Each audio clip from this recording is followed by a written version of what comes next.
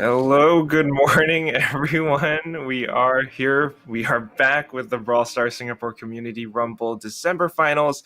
It's day 2. We are your casters. Hey, I'm Quack, and that above me is Death Eder. And we're in the virtual home studio. I see we have our Brawl Stars plushies all around us. How are you doing, Phil?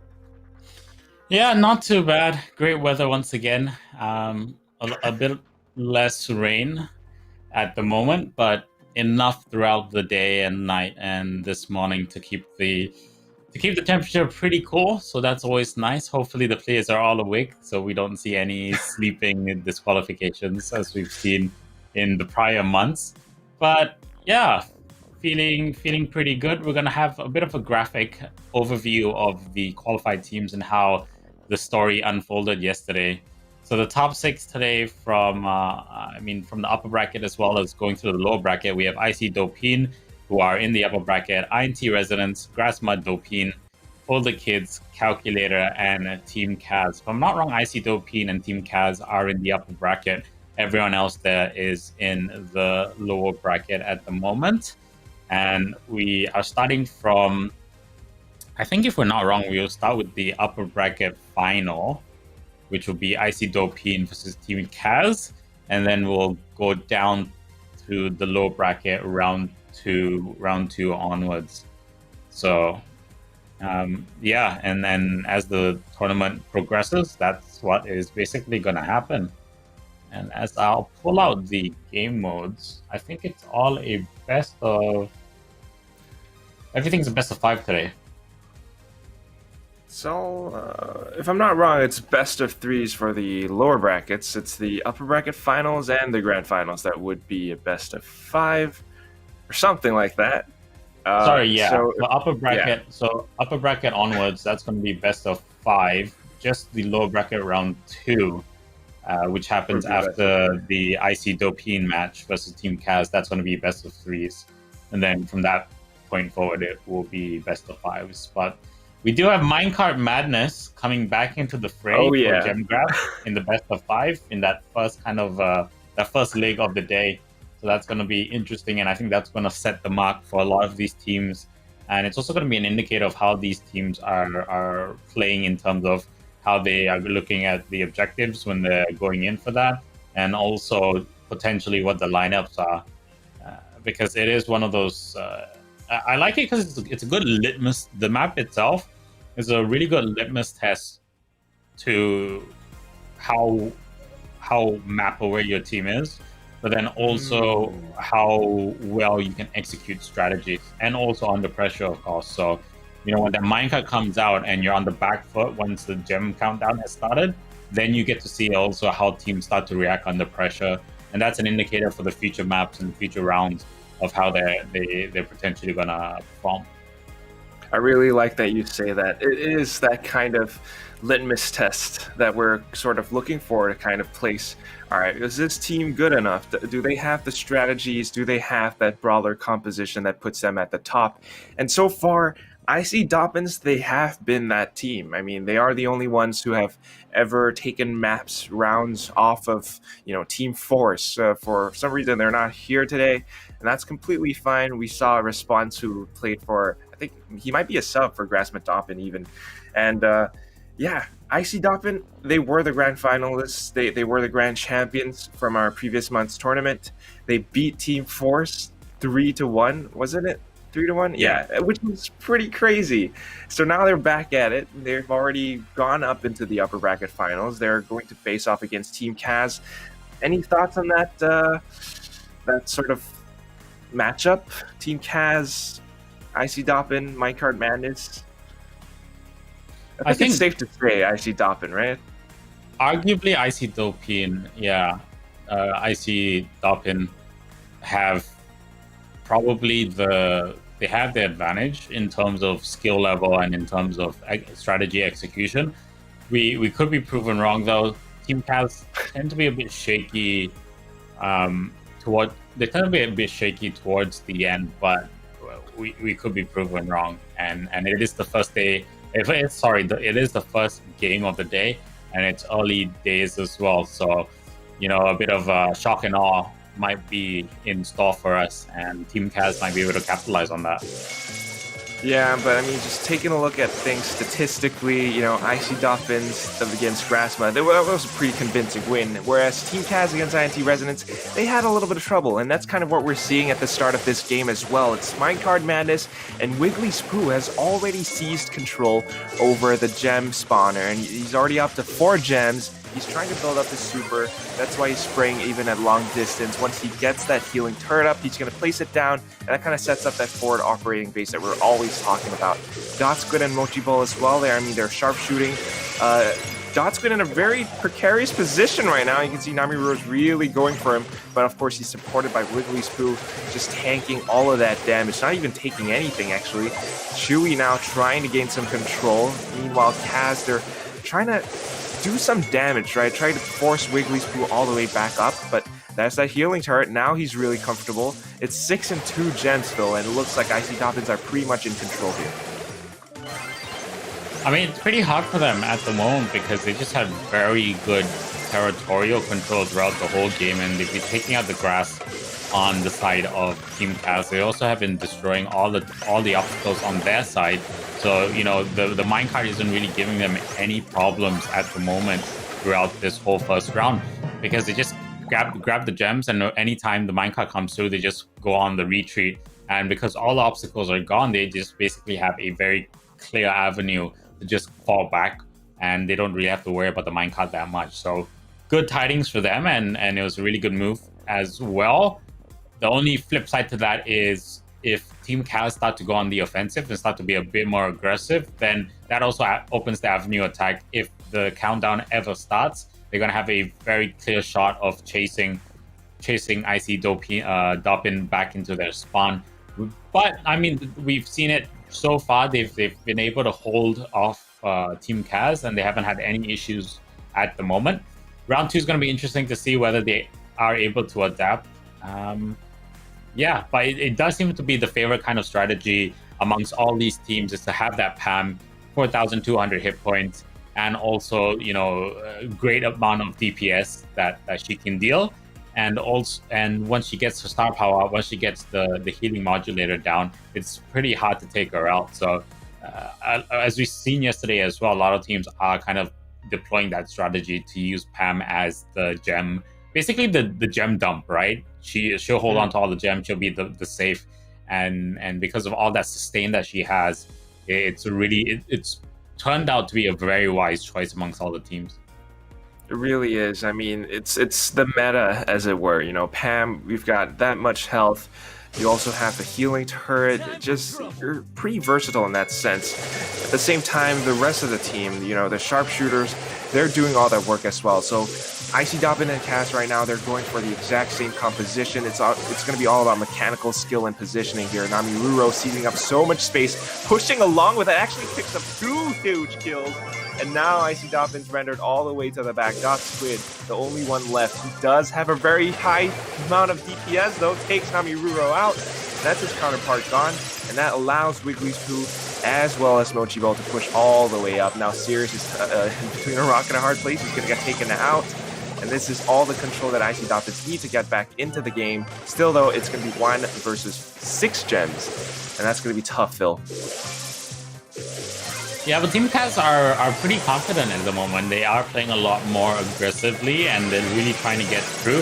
Namiruro with that sharpshooter, of course, like you said, doing a great job. But Dotsquid with the reply will sneak in through the left grasses on that side and is able to take him out.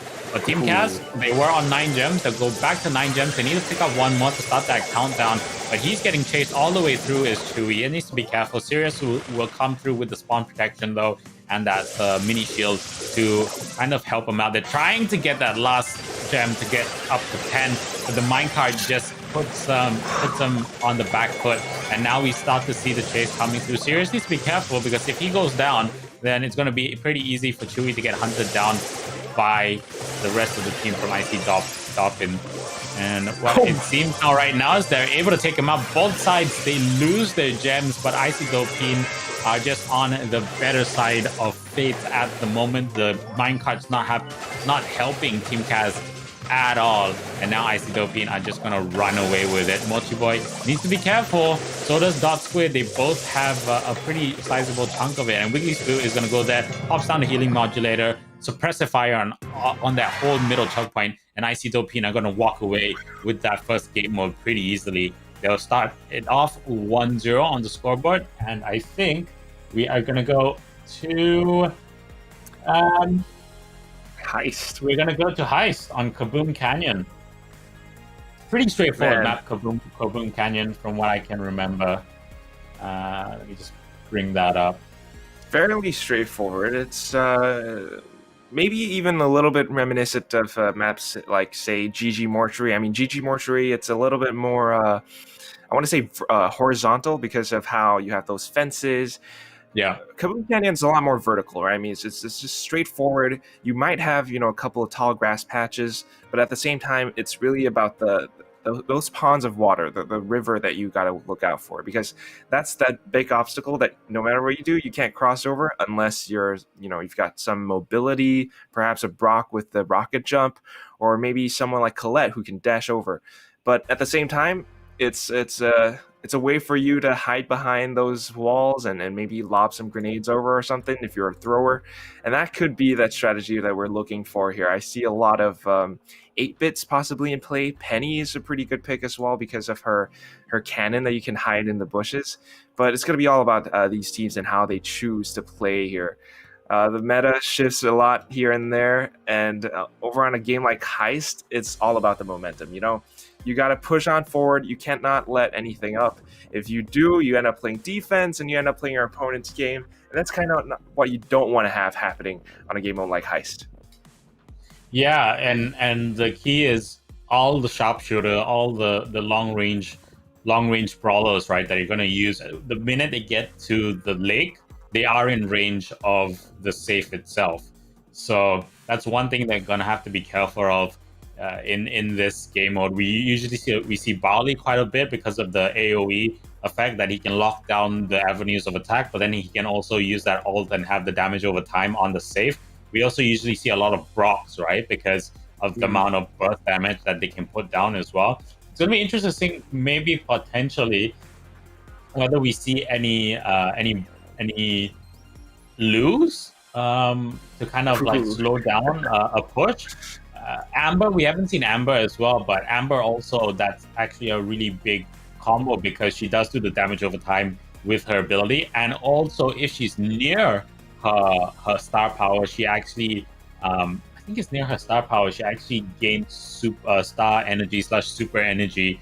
So basically, she can just be in a full chain of having a super up like almost instantly over and over again. So that's the one thing that we haven't seen so far. Obviously, of course, sometimes we do see Bo coming out, and because that totem does help to charge up, right? To charge up the super energy as well. So a lot of combinations that they can use, especially now with some of the new brawlers. We just haven't seen the new brawlers being utilized.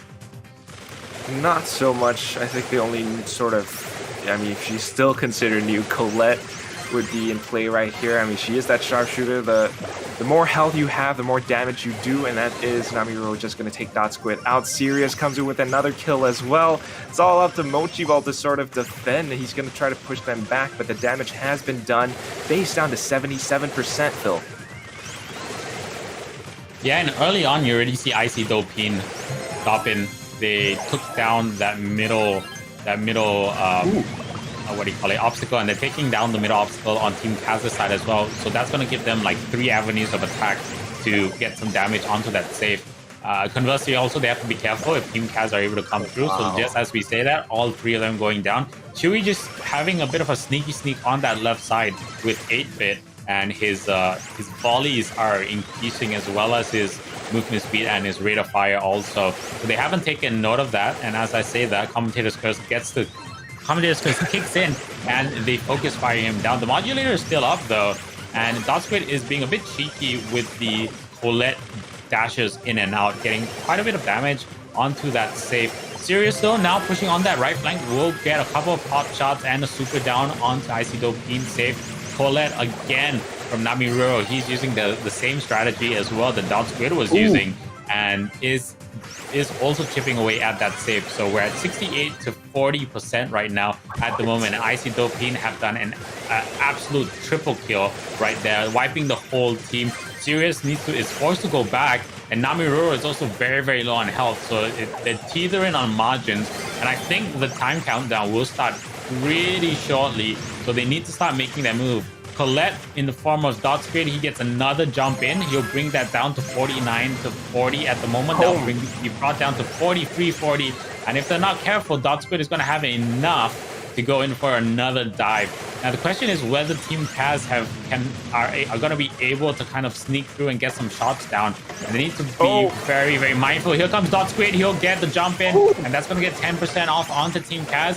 So once again, Icy Dopin, they just need to make sure that they are defending their side. He'll go down this Chewy. Sirius just needs to get a couple of shots off. Unable to do so. He's just out of range. And just like that, Icy Dopin had a good game plan at the beginning, was starting to fall back from towards the end versus Team Kaz. But once again, Dot Squid, eye on the prize, eye on the objective, was hitting his jumps every single time that he went onto that safe of Team Kaz, and they'll steal that first round. So pretty shaky ground throughout the game, but you could definitely see that the game plan was there and they trusted in the process. Yeah, I mean, oh my gosh, what happened back there? At the start, it actually looked like Kaz was in control. I mean, they had more damage done over onto Icy Dopin's space, and they were going for this sort of really aggressive brawler composition, I would say. I mean, it's almost all three of them were sharpshooters, except for perhaps 8-Bit, who was basically trying to lock down that left lane, right? But when it came down to it, I think Icy Dopin, they had that more balanced brawler composition. The fact that they have a Pam, the fact that she can heal up her teammates, and at the same time, it's just Dot Squid going in for that dash, her super being deployed time and time after again, chipping away just second after second. It got down to 30%. And they also had that one big team wipe at somewhere in the middle, like you mentioned. That was a very big game changer. Because of that one play, Kaz were unable to respawn in time to hold on and defend their spawn. Now they're going for the exact same team composition. Let's see how this one plays out, Phil.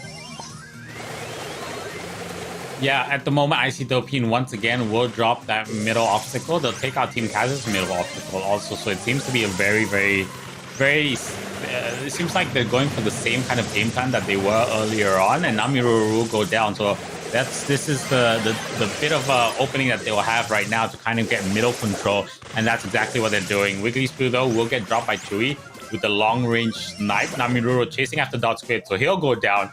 And now the question is, what are Team Kaz going to do? Will they try and force their way through, or are they going to have to wait for Sirius? Seems like they will wait for Sirius because he does have a sizable amount of the damage on their team, and they are slowly making their way towards the pond. So remember that pond line it's the line at which the range heroes are gonna be able to get a couple of shots onto that safe. And so far right now, Team Kaz able to do a bit of damage.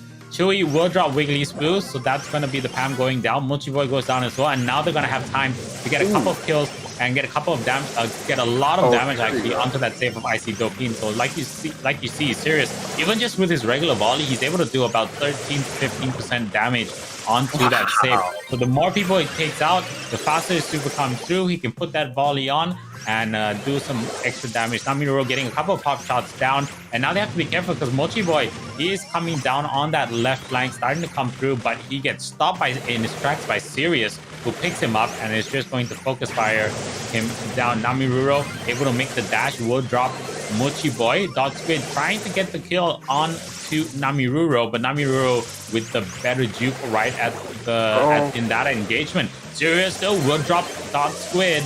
And Quack, it seems to be a very, very rough situation for Icy Dopin. They went in for the high-risk maneuver early on, and right now they're being made to pay for it. Really, really paying for it. I mean, just look at how many shots Chewy is connecting onto it. Icy Dopin's base down to 16%. There's only 5 seconds left on the timer, and it looks like Icy Dopins have pretty much conceded defeat. and we have the explosion of the gems to signal that Team Kaz has indeed taken round 2. This pushes us into a round 3. Let's see how the next one plays out. I mean, it looks like Kaz has basically adapted to the strategy. Chewy on B, he's doing so much work. The fact that he has that sort of sniping capability. It's also long range damage, and it's a huge burst of damage. B is sort of that anti-tank brawler. If he connects his shots onto players like Wiggly's Poo, who's playing Pam, her heavyweight tank sort of style is just going to be completely nullified. At the same time, the rest of the team on Kaz's side, they're all sharpshooters. They're all DPS dealers. If they are able to go on fully aggressive, non-stop, they will be able to do as much damage as they have done so in the previous round. The only problem is, if they die, if they lose, say, maybe 2 out of 3 players, that could be it, because that could allow Team Icy Doppin to push all the way up. And that's what they cannot have happening. So watching Sirius, watching Chewy, you can see they're really doing their best to stay alive, juking around back and forth. And at the same time, Namiruro on Colette is just a really safe way to chip away at your opponent's base because of how she dashes in and then dashes back out. Yeah. I mean, how they're using Colette is interesting because, like you said, your damage scales depending on how far away you are, right? So you have to take into account, it's a lot of leading for your opponent. So you need to take into account, and you need to read where your opponent is going to go to do the most to do the most damage with your attacks. But then also you have to hit your attack so that you can get your dash right. And if you're not able to make your hits, then it's pretty much a waste of the hero, of the brawler itself. So it's very high risk, high reward kind of choice. But as we saw, both Team Kaz and IC Doppin, they're able to utilize it pretty well. It's just a question of whether the rest of the teammates can stay alive, and how do they get into territory, how do they get in range of the safe, so that, one, you can get those dives started, two, regardless of whether you're running Colt or Pam, whether you can get those pop shots in as well. I think a bit of hesitation from Kaz early on in that second round, but towards the end, it started to equalize, right? And they started to do a lot better. So they might want to kind of maybe be a bit more aggressive once they get the kills in and do get that damage, and then fall back. Because what we're seeing is they're starting to push up, and then they get the damage in, but then they're very hesitant in middle. And we saw a couple of moments where I see Doppin, if they wanted to push through, once they got 1 or 2 kills on, they could have turned the game around. So it's one of those things where you can go very risky. You can take a bit of liberty with that, but also you need to make sure that you have the game awareness to see what's happening around you instead of just going all in for a certain strategy. But it's working out for them so far. They're back into the game, and now we go to a tie break on this second game mode. Fairly interesting start. Both Colt players just starting off by breaking up the obstacles. Dot, Squid, and Sirius, they have those silver bullets ready, and now it just looks like it's all up to IC Doppins to stay alive. They're going for the exact same sort of triple sharpshooter composition, except with Mochi Ball and Sprout with the photosynthesis shield. Kaz now decided to go for a little bit more of a balanced composition with Pam and 8-Bit, but I don't know if it's going to work out. The aggression was really, really fun to watch, but right now they're kind of losing members at the same time. Sirius is just doing all the work as he takes Wiggly's Poo out. Mochi Ball and Dot Squid, they're trying to stay alive. They're sort of playing defense right now, and I'm not sure that's what we want to see from Icy Doppins. Yeah, so they're taking quite a bit of damage on their safe already, right? And they do have that 8-bit mod. They have that 8-bit box down on that middle area, so Namiruro is able to basically take out anyone that's trying to push their way through. Wiggly's Poo, though, gets in range with Colette, will be able to get knock off a couple of hit points. So does Dot Squid, so that brings it into a closer margin, 81-77 at the moment. They need to make sure that they don't stick too close together, And perhaps maybe the one thing they might want to do is use Mochi-Boy as a shield because he does have that photosynthesis shield, right? But it seems like he's being a bit more defensive. He's going to keep the sprout walls there to make sure that Team Kaz can't come through, that they can't shoot through that barrier as well. And now we see Team Kaz slowly making their way through, but remember, they are behind on the health on their saves. 55% to 77% in favor of Icy Doppin at the moment. And Wiggly Spoo now will come in for the chase. Sirius will drop Dot Squid. Wiggly Spoo onto Chewy. And the question is, what are they going to do? Actually, Monkey Boy doing really well. He knows the range of his attacks, and it's just nice to reach the safe, as well as Wiggly Spoo. So it's going down now, and that's going to be it. So Icy Doppin, interesting strategy. Had the wall, made sure that Team Kaz couldn't push through the middle, and just enough range on Sprout to hit after the bounces to actually hit the safe, because it does have a bit of a AoE right at the very end when it does explode, right, the petals. So interesting strategy. Pocket Strike coming out from Icy Doppin, and they are going to take that second game mode. So now we're going to go to Bounty, and it's going to be on Snake Prairie. Super open map. It's one of our favorites for Quack and myself. And you really get to see it's a very pure kind of bounty map, right? It's a very pure team deathmatch map.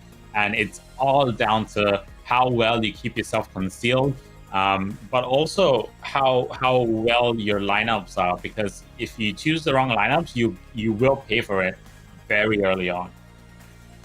I mean, you have several obstacles scattered across the map at the same time. It's a Snake Prairie. It's a lot of tall grass all across the board. So it's really up to the teams, and like you said, concealment, cover and concealment. But at the same time, you have brawlers that sort of mitigate those issues. You have Tara, who has a gadget called a Psychic Enhancer, and that allows her to see what's going on inside of bushes. At the same time, we've seen strategies like the Bo and Nani combo, right? Bo, you just set your super totem down, let your Nani build up his super, and then once you have that Seeker missile going off, you could just go and look for him, bam. At the same time, you could maybe even teleport all the way to the back of your opponent's spawn. They might not expect you to be there. Stuff like that. And, another composition could be brawlers like Mr. P, because of his little peeps, those little penguins. Once you have that base set up, they just go out looking for your opponents. And that's kind of where you can source out intel and figure out where your opponents are hiding. And your strategy comes in with those pincer maneuvers. You get them down and you rack up all those stars. So it's going to be interesting to see what sort of strategy either team pulls out right now. But the bigger thing is that Team Kaz, they are on the ropes. Team Icy Doppin, they've already won 2 out of 5 maps. That's a big problem. They're basically sort of fighting for that spot that pushes them into the grand finals. Because once they win this, they don't really have to play for the rest of the day until the grand finals comes in. And you're pretty much good to go. You can rest up, you can watch the games and figure out how your opponents are playing. You definitely want that spot. So Kaz, they need to win as many rounds as possible, man. Yeah, I'm just thinking, so they're down already, right? They're down 2-0. And it seems like Icy Doppin are kind of toying with them, because they do have the counter strategies to use against Team Kaz if they need. Like, for example, that second round, right? No one would have seen a Sprout being chosen, right? It was a very obvious move and decision on their part to incorporate that into their strategy in that second round. So a lot of flexibility for what could be used on Snake Prairie. We just haven't seen it yet, and I'm actually pretty excited to see what they pull out, because we did have, I don't know who it was who went up against Team Force, but they did try and go with, like you said, that Bo Nani strat with the Tracer ticking time bomb, and it worked out pretty well until Team Force kind of got cognizant of it and started to be aware that was the strategy being employed. So they went for the same strategy also, and then were able to execute it to perfection. So we're just waiting for the players to kind of join in the game. But if you just joined us, it is the Brawl Stars Singapore Community Rumble brought to you by ESO Asia and Supercell. How this works is every weekend of every month, starting from I think it was September, there is a qualification cup. There is a qualification tournament, I guess you could say. I mean, you could say weekly cup as well. Qualifier. And what happens is, qualifier, and you take part in that. And there is a bit of cash for that, but then you're trying to fight for the qualification slot / seed into the monthly finals, which is like today, yesterday and today, which is the December finals. And at these finals, there's about $1,000 up for grabs in the total prize pool. So that's something to take note of. And Supercell have basically committed, I think, until March this year. So that's always great to see. And this community that's being built up has been amazing to watch.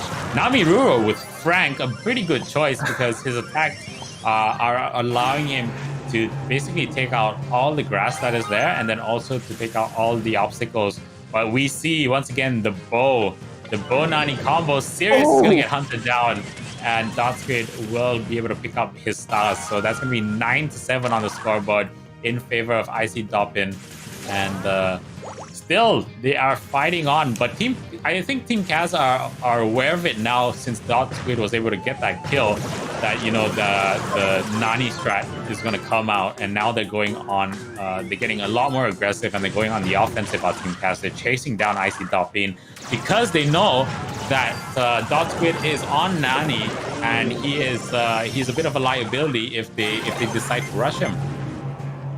That was a huge super play from Sirius. He used that one super to take down 2 players, but here comes Dotsquid with his super. The peep just goes all the way around from the back and right into Sirius's back. And there wasn't much that he could do there. Did not see that coming whatsoever. The mines over on the right lane as well. That basically locks Nami Ruro down. If he goes in the center, he's all the way out in the open, and they know exactly where he is.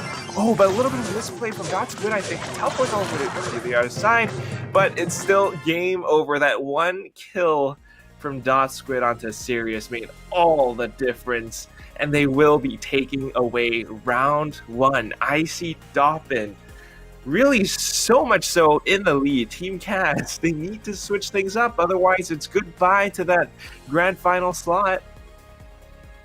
Yeah, I mean, look at it's very obvious, like what we saw, right, when we saw the Nani strat come out. It's just towards the end, Dotsquid just picked it up and was able to take on the CQB fights, right? He was able to use his super, he was able to use his attacks to take on anyone who's trying to rush him. And Team Kaz had the right idea in mind. It was just that Dotsquid was just on another level in that game. He just went absolutely crazy. He pulled out all the stops, pulled out all the combos, was able to be very aware of where he was getting rushed from, and they just couldn't really deal with him. Kaz tried to do their best with Tara, and it worked out really well, but the problem was a lot of the stars were on Dotsquid, and they couldn't take him out. So that was the main problem in that first round. But coming to the second round, I think they're going to be... It's funny because if IC Doppin continue that strategy, then Team Kaz, are going to play more aggressive, probably are going to change their lineup. But then IC Doppin, they could just switch out, right? Because they do know that they know that the Nani strat is being used. So they could completely change that to some other crazy lineup as well. So we'll see how it turns out. Like, a lot of these games are pretty much... There's a huge psychological mind game factor to the whole competition as well, because you are allowed to switch your lineup, your composition between the games itself. So we've seen Team Force in the past use that to really good effect in kind of toying with their opponents, like, hey, we're going to use this strategy, but then in the second and third round they use a completely different lineup. So the surprise factor does for lack of a better word, does affect the game quite a bit, and so you have to have that in the back of your mind as well. Yeah, it's all about staying one step ahead of your opponents all the time. But it looks like Icy Doppin, they're just sticking to the exact same composition. I mean, if it ain't broke, don't fix it. On the other side, though, Kaz, they're going for that sort of a little bit more, I would say, the classic holy trinity of RPGs. You got your tank, you got your support in the form of Poco, who's there to heal. Meanwhile, Chewie, oh my gosh, Wiggly's Poo, what a big play. He's been so on point with his supers. And because it was a double elimination, he already has his second super up and ready as well. Serious as Frank? I don't know. I just don't think Frank is such a good idea when you're going against a composition like what Icy Doppins has here. They're getting killed left, right, and center, Phil. It's interesting because now they're not sticking with the old bow strat, right? Which is put the totem down, let the Nani charge. They're going for the offensive because they do sense that Team Kaz are they are a bit concerned about that. But then now the counterattack, like I said, Team Kaz comes through. Chewie's able to pick up a double. That'll bring it to 11 stars to 8 in favor of Team Kaz. And now they go on the defensive as well. So they arguably have a better defensive lineup because Namiro is able to go for the heals. Sirius just needs to make sure that he holds on to his super because Icy Doppin, it doesn't matter. As they're trying to come through, Icy are trying to come through, right? He needs to have the super so that he can stop them because they're going to try and group together, especially with the Wiggly Spoo super right there. But the countdown has started. Team Kaz have now equalized the count. Icy Doppin, they are picking up another kill onto Sirius. He'll go down, so that's going to be 13-11. Team Kaz have to go for the chase and are unable to do so. So, shockingly, that's rough. That's rough for them. And they didn't know how to deal with the aggression from Icy Doppin. It seemed to go back and forth, and Team Kaz at one stage of the match, they seemed to be okay and weren't really that worried about what was going to happen. But, in Brawl Stars, stuff happens so quickly, and you have to be able to adapt on the fly, and they just weren't able to do so towards the end of the round. So, I don't know. I think there was that one moment where I think Wiggly's Poo came in with that big super. He basically locked down Chewie and Namiro on the right side. Meanwhile, the rest of the team went in for the kill on Sirius, basically locking down the other two so that they could secure that one kill, and that gave them the edge over the Stars. And at the same time, that just gives them that spot in the grand finals. And then now Kaz, they've been knocked down to the lower brackets, and that's really unfortunate. But that will be that for the upper bracket finals for now. If you just joined us, this is the ESL Asia Brawl Stars Singapore Community Rumble for the December finals. And man, this is just the first game, and it's already a 3-0. That is rough. Really rough for Team Kaz. Let's hope that they can pull themselves back through the lower bracket. But for now, we're going to go for a quick break before we jump into the lower bracket round 2 games. So don't go anywhere. We'll be right back, guys.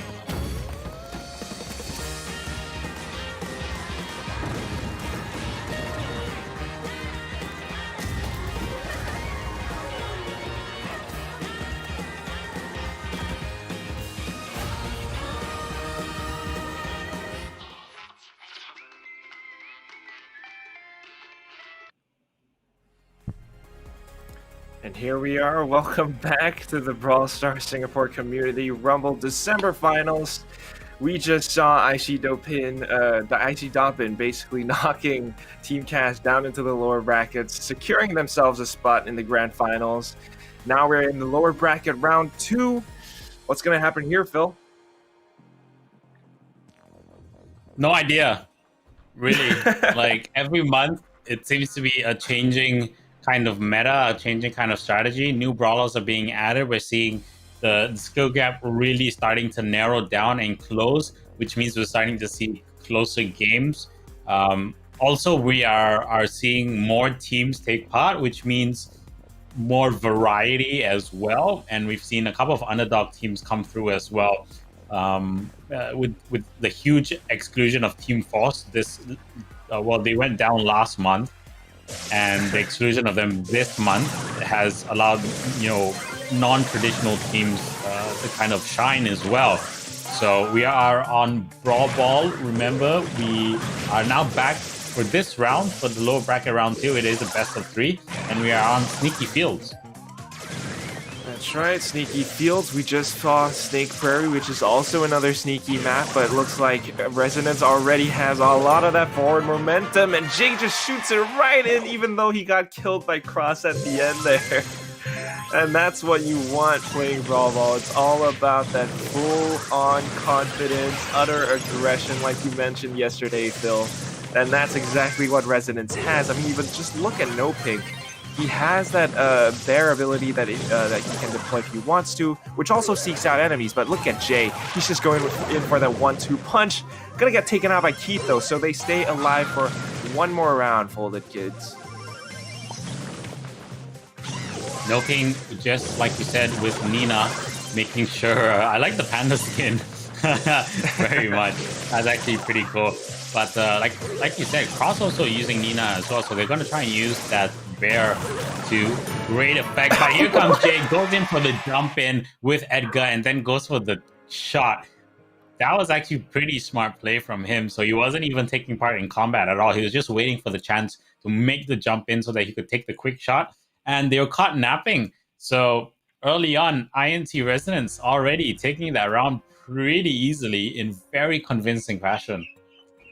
You gotta keep your eye on the prize. I mean, it's not all about frags. It's about the objective, and in Brawl Ball, that is what you want to do. Edgar just jumps right in like that. That has to be a huge oversight from the Folded Kids. I mean, you jump in, you can basically see where he's going to land. You can kind of start to adapt your plays around that. But I guess Jay was just a little bit quicker, and he managed to shoot it in. Was it Jay?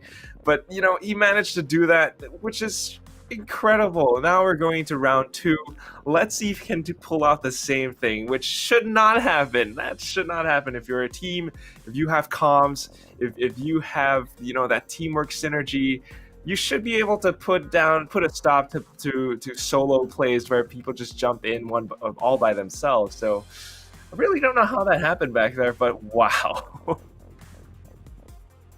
Yeah, it's just it just seemed like they were surprised, to be honest.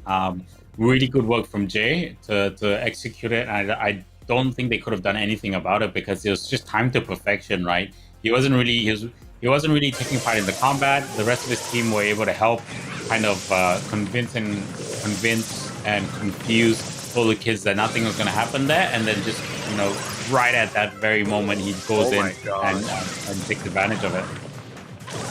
I think he's going to go for it again. Just look at this. He has the super up as well, but Folded Kids have respawned. 2 players in, but they're just shooting going. Jay jumps right in, but manages to get away to save his life. Retro Raz, though, doing so much damage. They don't respawn in time, and the Folded Kids lose another goal to INT Resonance. So confident, so deadly. These guys are unstoppable right now. Yeah, they're actually using the bear really well because the bear does kind of block off and he does a lot of damage, right? And again, a perfect pass right over the top. Now they can't really stop Jay because his jump allows him to just disengage and go in for the shot, right? And they don't have an Edgar as well. They don't have anyone else to help them out. So if they want to go for the attack, sure, but if they get taken out, no one is there to defend. and the only way to stop Jay would be to have a defender or have a goalkeeper in place to block the shot when he does eventually go for that super jump. So all the kids just not able to adapt to that, and INT Resonance very easily in convincing fashion. They'll take Brawl Ball, which means we go to Hard Rock Mine on Gem Grab. And if you forgot how it looks like, ladies and gents, it is of course that map where in the middle of the map itself, there's 4 white picket fences that surround the mine area. And what we saw yesterday was a lot of use of Pam on the map to kind of seal that off. And as you're going in, you put down the modulator behind the picket fence so it doesn't get taken out, but you can fight inside the picket fence. And then once you're inside, you put that modulator, that health modulator, on the inside of the upper or lower picket fence, whichever is closer to your opponent. And then that allows you to sustain within the box and also outside if you need to venture out there. Yeah, I mean, it's only the second match of the day, but I think we're already seeing this trend of Pam being picked a lot, and just that versatility that she provides, whether it's a game mode like Bounty or even just like Jam Grab, Hard Rock Mine, she can place those turrets down. Even on Heist, Pam is just that good. Looking at the website here, I mean, we're consulting our website of great knowledge. Pam has a 3.2% pick rate, and that is pretty high compared to, I mean, considering how many brawlers there are, most of them you average around 2 or 1%. Having a 3.2 is a pretty decent pick rate, so she could be picked here. I think we also saw a fair number of sharpshooters being picked yesterday on Hard Rock Mine as well. I mean, we saw Piper, we saw Colt, maybe even Brock or 2 here or there. But this is going to be about INT Resonance versus the Folded Kids. And Folded Kids, I don't know, they just not really having a good time in this tournament at all. I mean, they played against, I think, Icy Doppin on the first day and then the very first game, and they just really got eliminated so quick. Now they're fighting for their lives here at this point, basically. If they lose this entire game mode, Gem Grab, they are out of this tournament. So what can they do here, Phil? I mean, they kind of just have to dig deep and figure out what's the best strategy to use. Are we on the correct? Yeah, we're on the right map. It looks like there is already an elimination on the board. Yeah, maybe we would. I could have been wrong with the map, but yeah. So it's slightly different, but it kind of is the same kind of tactics that you have, right? But instead of the picket fences, you just have the obstacles, the stone walls, which do tank a lot of damage as well. So it's very similar, and as you can see right there, you can see how Polar Cross goes for that strategy. Noping, though, is very aware of that, so he's going to put a couple of briefcases onto that and stop it. Jay goes in for the jump onto Folded Keith, and already 10 gems have been generated, and now they're going to chase him. Raz needs to be careful, and he is very much so being very careful there. He's staying in the grass, so he's hidden, and he also has a super available, so he can go for the jump if he needs to. But Jay needs to make sure not to be taken out at the very last moment, and unfortunately for them, he does stay alive. So really good use of concealment and cover to make sure that he's not found out. And I think also who was on Piper. Whoever was on Piper, they were putting all the gems on her, which also made sense because she would stay very far behind, go in and get the gems, come back out, get the snipes if she needs, and that's a lot of damage. Will also make sure to keep her super in case she needs to jump up with the umbrella and escape the damage right towards the very end, when inevitably, if you're behind and the countdown starts, you will start that chase, right? That's the thing that we've seen that these competitors really have to be mindful and cognizant of, is you have to have a strategy in play and ready to go when you have to go for the chasers. And that's the exact sound strategy that INT Resonance has that Folded Kids does not. I mean, they have the escape plans. They have a plan B. If things go south, umbrella out of there. Folded Kids, they're kind of trying to go for the eliminations here, but it's not quite landing. No Pink still with a very safe sort of brawler pick Mr. P. The briefcases, I mean, he just lobs them from afar. At the same time, he has his super, which summons those penguins that can seek out enemies. And right now, you're just seeing folded Keith. He's trying to connect his shots, but missing at the same time. Now we have another Edgar in play in the form of Crossbow. So let's see if this duel can play out in favor of INT Resonance. No, it does not, but Rez is there to support his teammate. So fairly even trade so far, but Folded Kids have already picked up 4 jams, and this could give them the lead, but still, they're kind of relinquishing control over the center of the map. You can see that INT Resonance, their presence, their sheer presence alone is so scary that the Folded Kids, they're playing it safe. They do not want to be anywhere close to the center of the map right now, Phil. Oh man, that's a big kill. That is a big kill, and that's gonna start to generate more gems for them as well as they get control of that middle section. INT Resonance, of course, like we said early on, they are in the lead.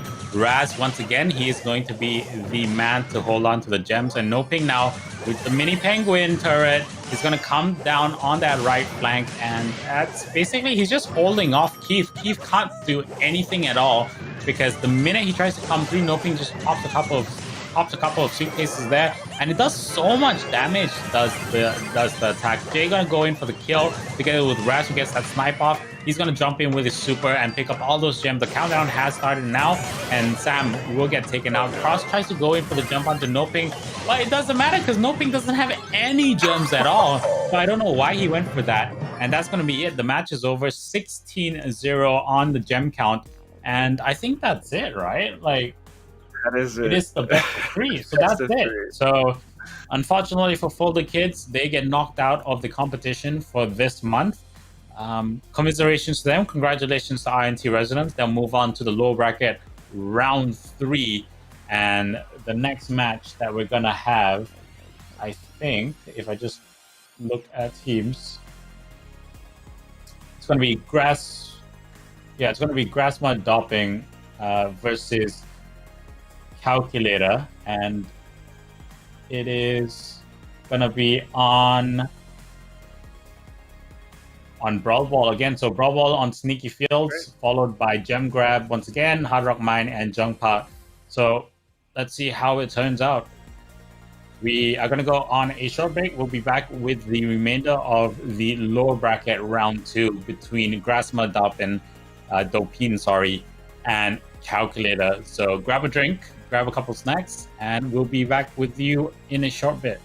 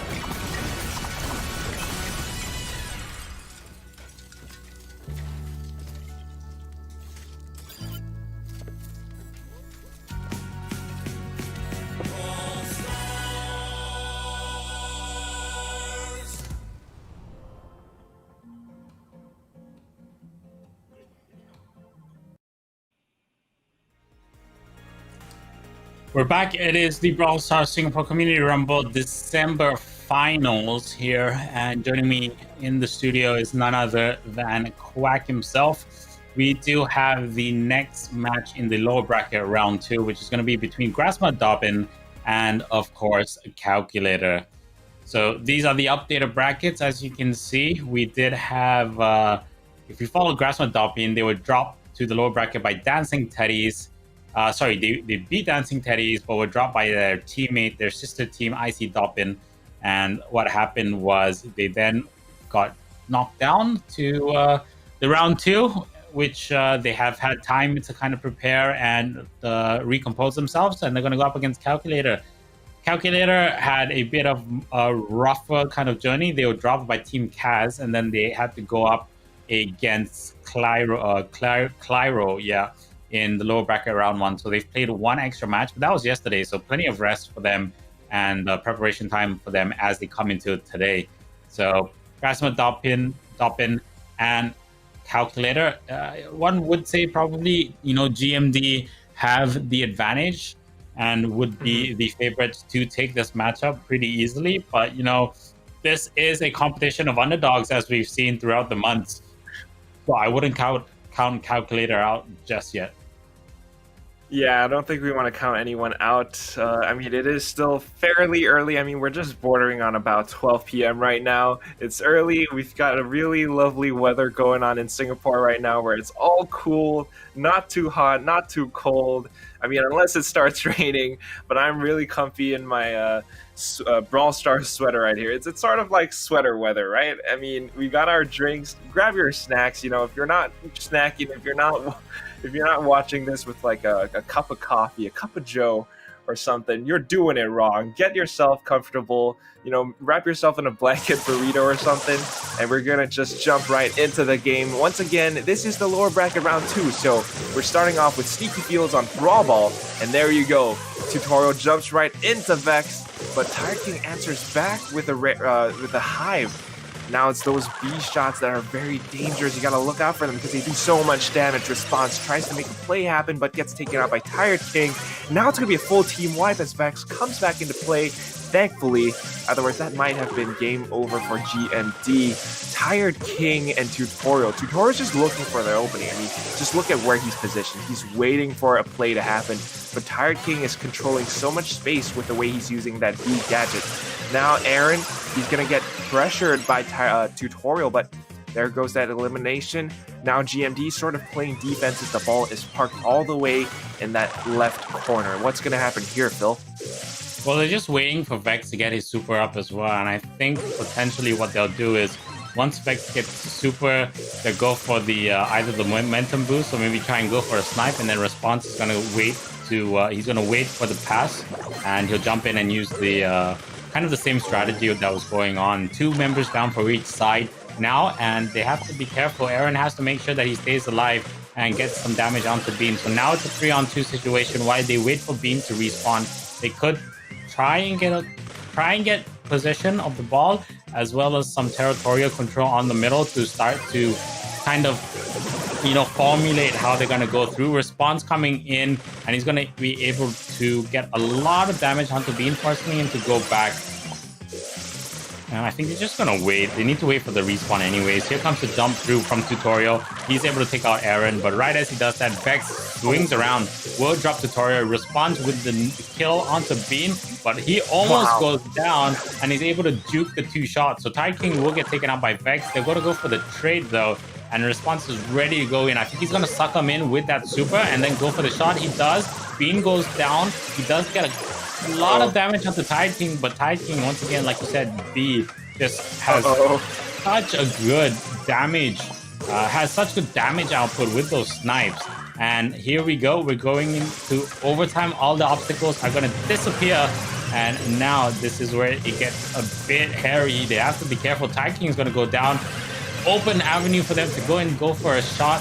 Will he be able to respawn in time? Remember, there are no obstacles. Goal line clearance almost stops it, but Aaron is going to be able to march it in. And early on, GMD will pick up that first round on Brawl Ball.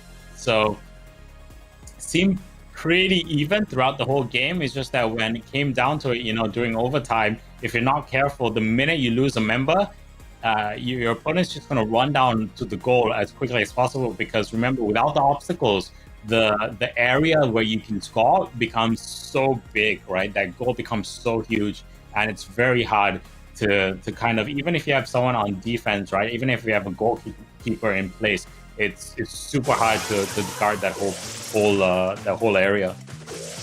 That's right.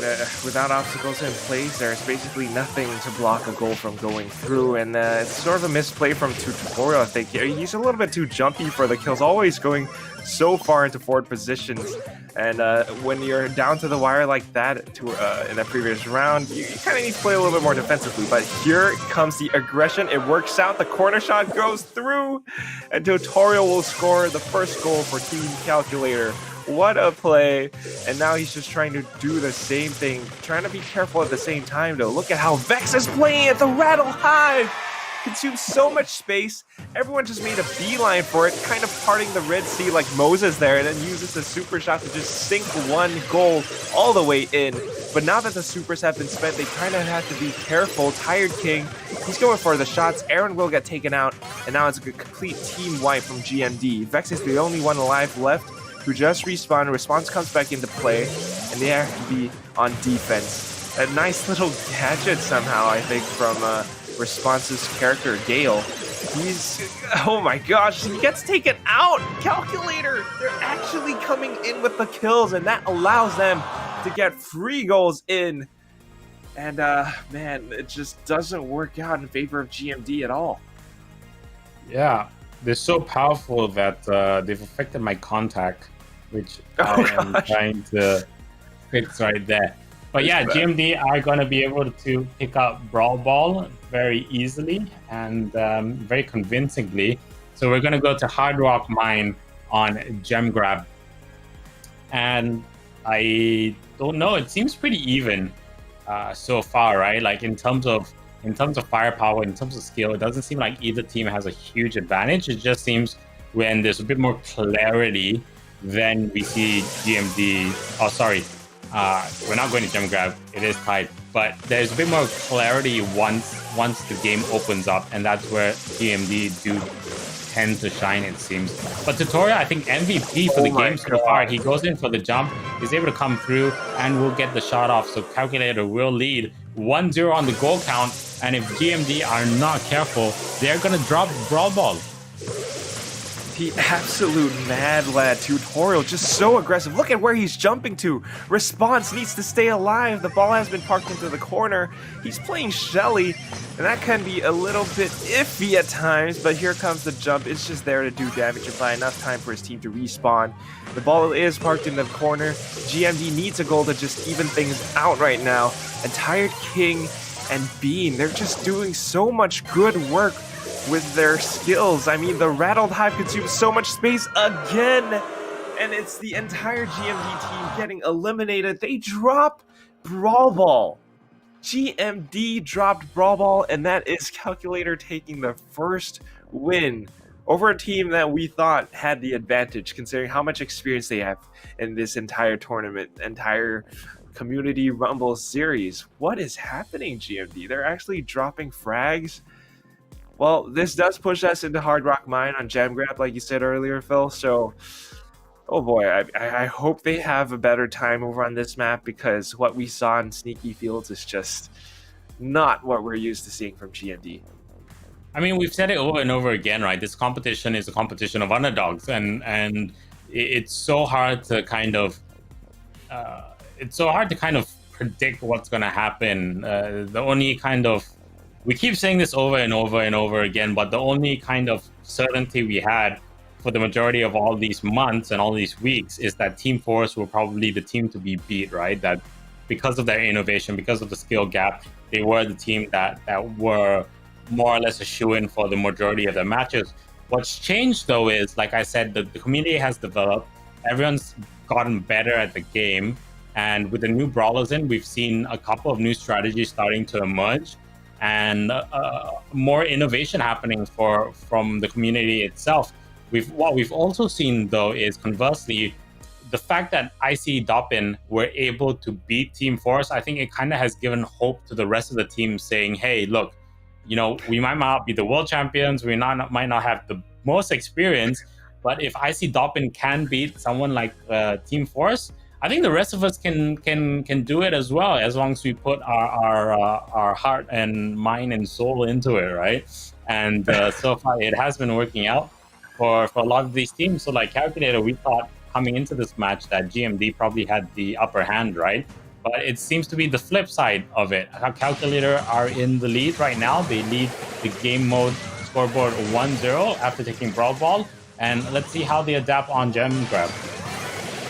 Well, it does look like GMD are going for that classic Pam strategy. She does get taken out, though, as Calculator. Tired King on Rico, Tutorial on 8-Bit, and Bean on Piper. Like we said earlier, on Piper, you have that escape strategy of the umbrella, just allowing yourself to parasol away. But Vex, he has all of the gems right now, and let's see if he can hold on to them. Response is just using the speed boost to kind of go in and kind of distract them, allowing Vex to pick up all the remaining gems. But he has to be careful at the same time, because look at where Tired King is. He's going in for the kill. Vex narrowly staying alive, dodging the final shot from Piper. But at the same time, Aaron just comes in from the left flank, takes Piper down, allowing Vex to pick up all 9 gems. He only needs one more before the 15-second timer counts down. Oh, but that is a huge kill over onto Vex, though. Okay, nope, not Vex. Vex gets the kill on Tired King. Response is still alive. And this is going to be the timer coming down. 10 seconds remaining. Calculator needs to make a kill onto Vex right now, but he's just staying alive. Look at where he's positioned. They don't know where he is. They're going for it, but the time is up, and GMD takes away round 1. Now Calculator, they need to rethink their strategy. Yeah, straight out of the gates, you know, GMD with early aggression, and were able to substantiate it. They were able to maintain that, and Calculator just didn't know how to react. And like you said, I think it's as simple as that. They need to be a bit more map aware, and they need to kind of think about their lineup and how it synergizes. So we'll see how it turns out as we head into the second round. I mean, potentially, what do you think they could do better in relation to what happened in that previous round, right?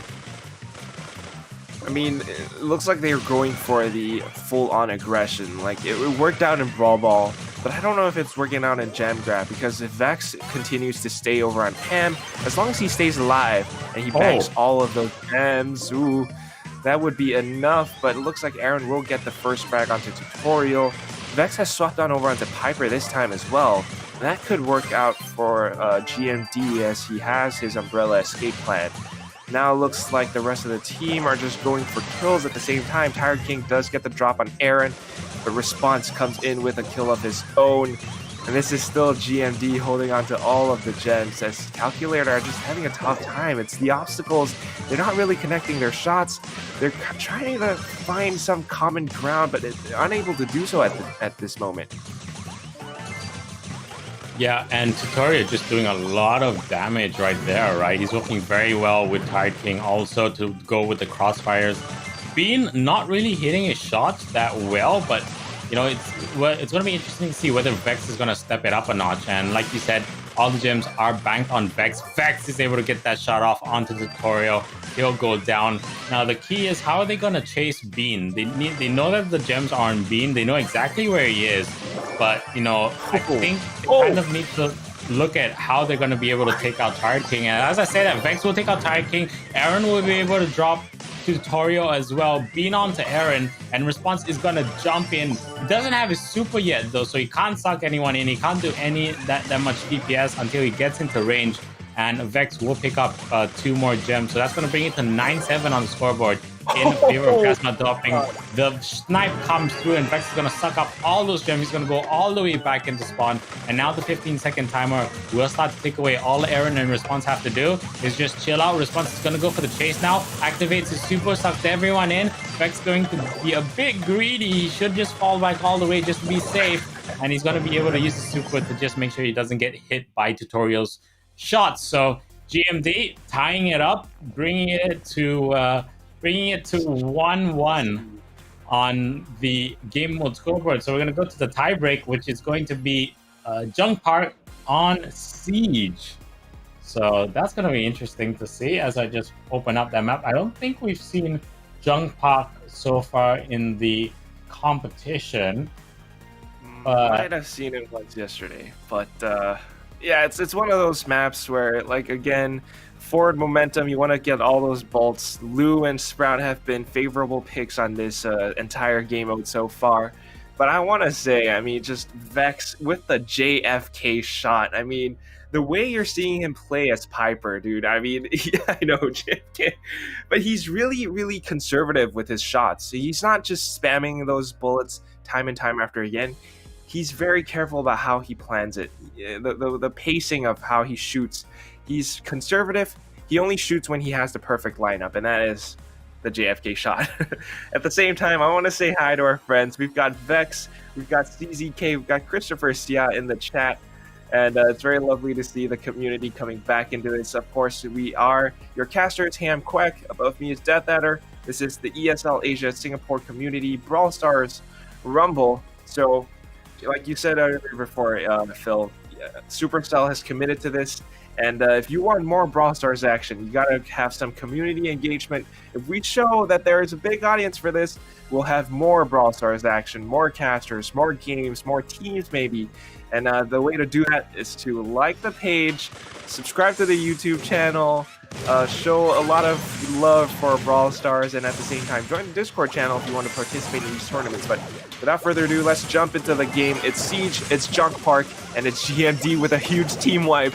Calculator already has the forward momentum, and look at Tutorial, he's happy. He has the photosynthesis shield up, he has the wall in play as well to kind of block them off, force them to go over into the extreme left or right lanes, Phil. Yeah, and we've seen Sprout used very well on this map, either defensively or offensively, right? The defensive... Oh, how is he stuck? Have they found a... I think it is... Oh, because he freezes.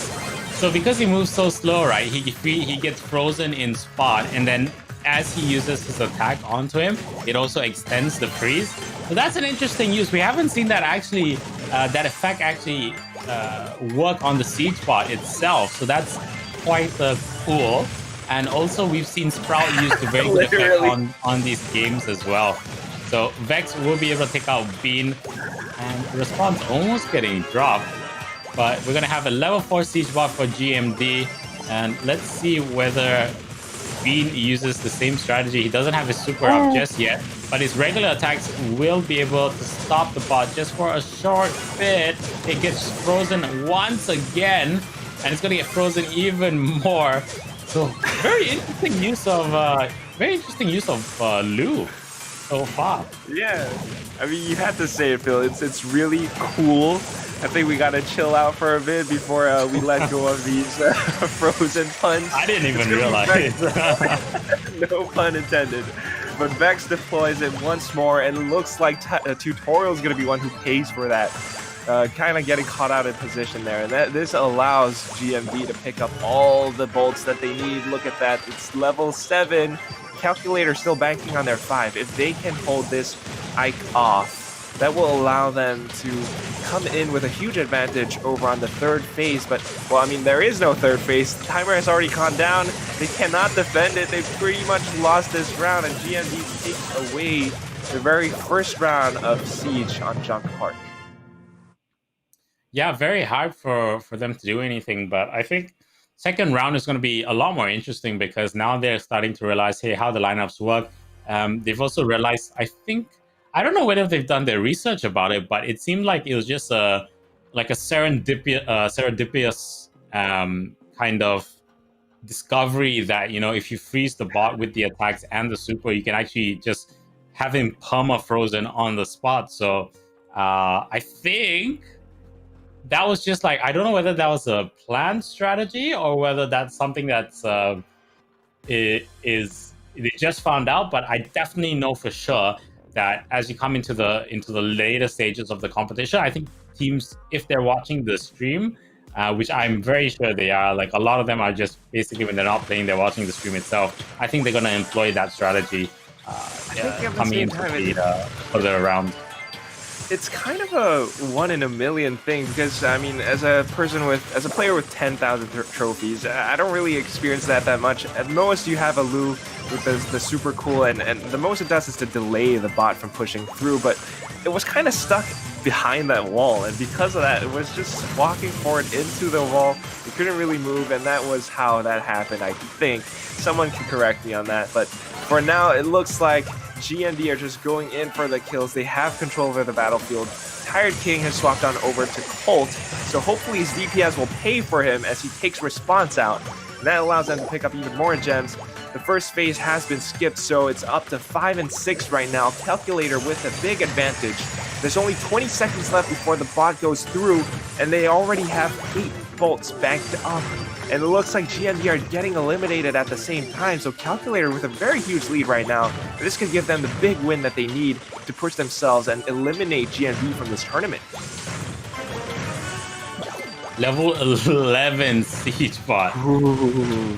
That Grassmud Okay, let's see if they can do the same thing with Lu. Grassmud Dopin, they need to stop. So Lu comes out, they're going to be able to freeze him for a bit, but they didn't freeze him in time, and they also knocked out the obstacles in the way. So Calculator are able to do so much damage, and they're going to tie it up. So they tried to use the same tactic that did GMD. It just didn't work out. Calculator found out how to counter it. And now we're going to go to a tie break. On the tie break, let's see how it turns out. They are fighting for survival. Remember, this is the lower bracket. And whoever loses this, it's out of the competition. So Grassmud Dopin maybe thought, they were walking in and they're going to have an easy win. But Calculator have... more than anything have said, hey, we are gonna put up, we're not gonna shut up, and we are really gonna walk the line and show what we've got. And that's what's happening right here. So we go to a final round here on Siege, on this tiebreak game mode as well, and the winner will walk on to the next stage, and the loser, I guess, can go for a nap with this weather. So yeah, we're just waiting for the players to get into the lobby, but I don't know. It is interesting to see how these teams are adapting and how they kind of capitalize on what's going on. They did, I think, maybe focus too much on the strategy in that round itself, and they kind of took their eye off the objective, right, which is to get control of that middle area and try and get as many bolts as possible, then use the siege bot to help them out, and not just think defensively, hey, how are we gonna stop the siege bot? How are we gonna use the siege bot? It really is about, first and foremost, focus on getting the bolts, and then after that, think about what's gonna happen once you get the bolts, because you can get all the kills you want, you can have all your strategies in the world you want, but at the end of the day, if you don't have the siege bot on your side, you're at a huge disadvantage.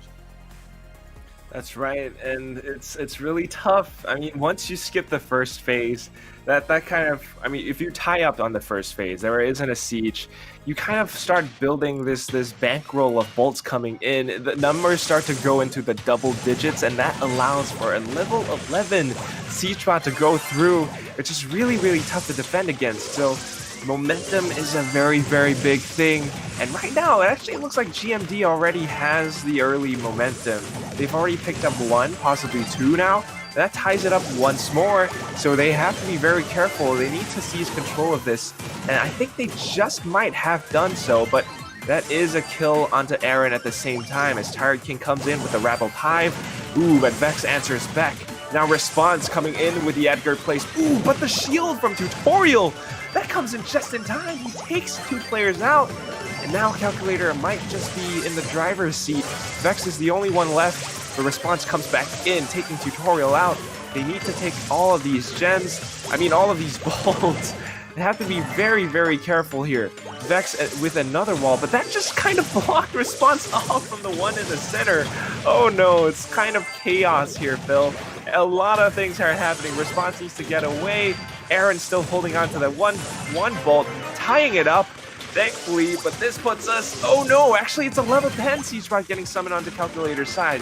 The 10th bolt wasn't collected in time. They need to defend this. This is going to be really tough. The wall doesn't work out in their favor as well. Uh-oh, this is a big problem for GMD. This Calculator continues to pile on damage after damage. This brings them down to 60%, so it's not too bad. They have a huge lead on this third phase. Look at that, 11 bolts filled. Oh my god. Yeah, having it's gonna be really rough for them once they get this 12. I think he might even hit 14 bolts, and that's gonna be a very, very painful siege bot. Calculator, I don't know, because there's no way they're gonna be able to catch up on the bolt count, right? So they're gonna have to put up a huge valiant defense against this siege bot, and if they're able to take it out, they could still win. It's just a tee up. They need to stop it now, and there's no obstacles down on the middle. They're gonna pop that super now. He needs to pile on as many hits as possible to freeze that bot. 30. Oh my god, they might actually be able to do it. 71, 67 to 61 on the clock. 5 seconds to go. 64 to 61. They need to get a couple of hits in, but the whole team has been wiped. And Calculator, they've done it. They stopped the level 14 siege bot, stopped the siege, were able to freeze everyone in, did a full team wipe of GMD, and they've knocked out GMD from the competition. So commiserations to GMD, but what a final round from, oh my goodness, what a final round from Calculator to knock them out in stylish fashion. And I think that's going to be a great highlight that they're going to want to clip and keep as part of history for them, because that was an amazing play. Absolutely amazing. Just trapping that siege bot there. Aaron had a really, really good effort. He was trying his darndest to do as much damage as possible from the right side, but unfortunately he just did not have enough health, and at the same time the players from Calculator respawned and they body blocked all of his shots. So really good effort, but unfortunately, and this pains me to say it, but GMD are knocked out of this tournament, Phil. Very good effort, but commiserations to them. And Calculator, they move on into lower bracket round 3. Yeah.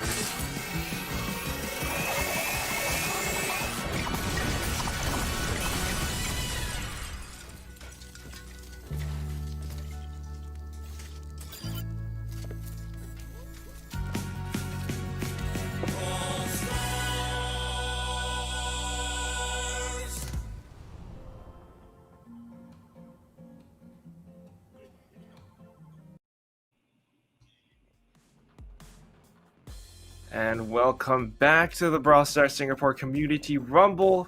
That was an incredible play over from Calculator, and this pushes us into the lower brackets round 3. If production could just show us the brackets, but how's that feel? What are your thoughts on what just happened? They came under pressure, and cometh the man, cometh the hour. They were able to stick it out and, pulled off the strategy 100%.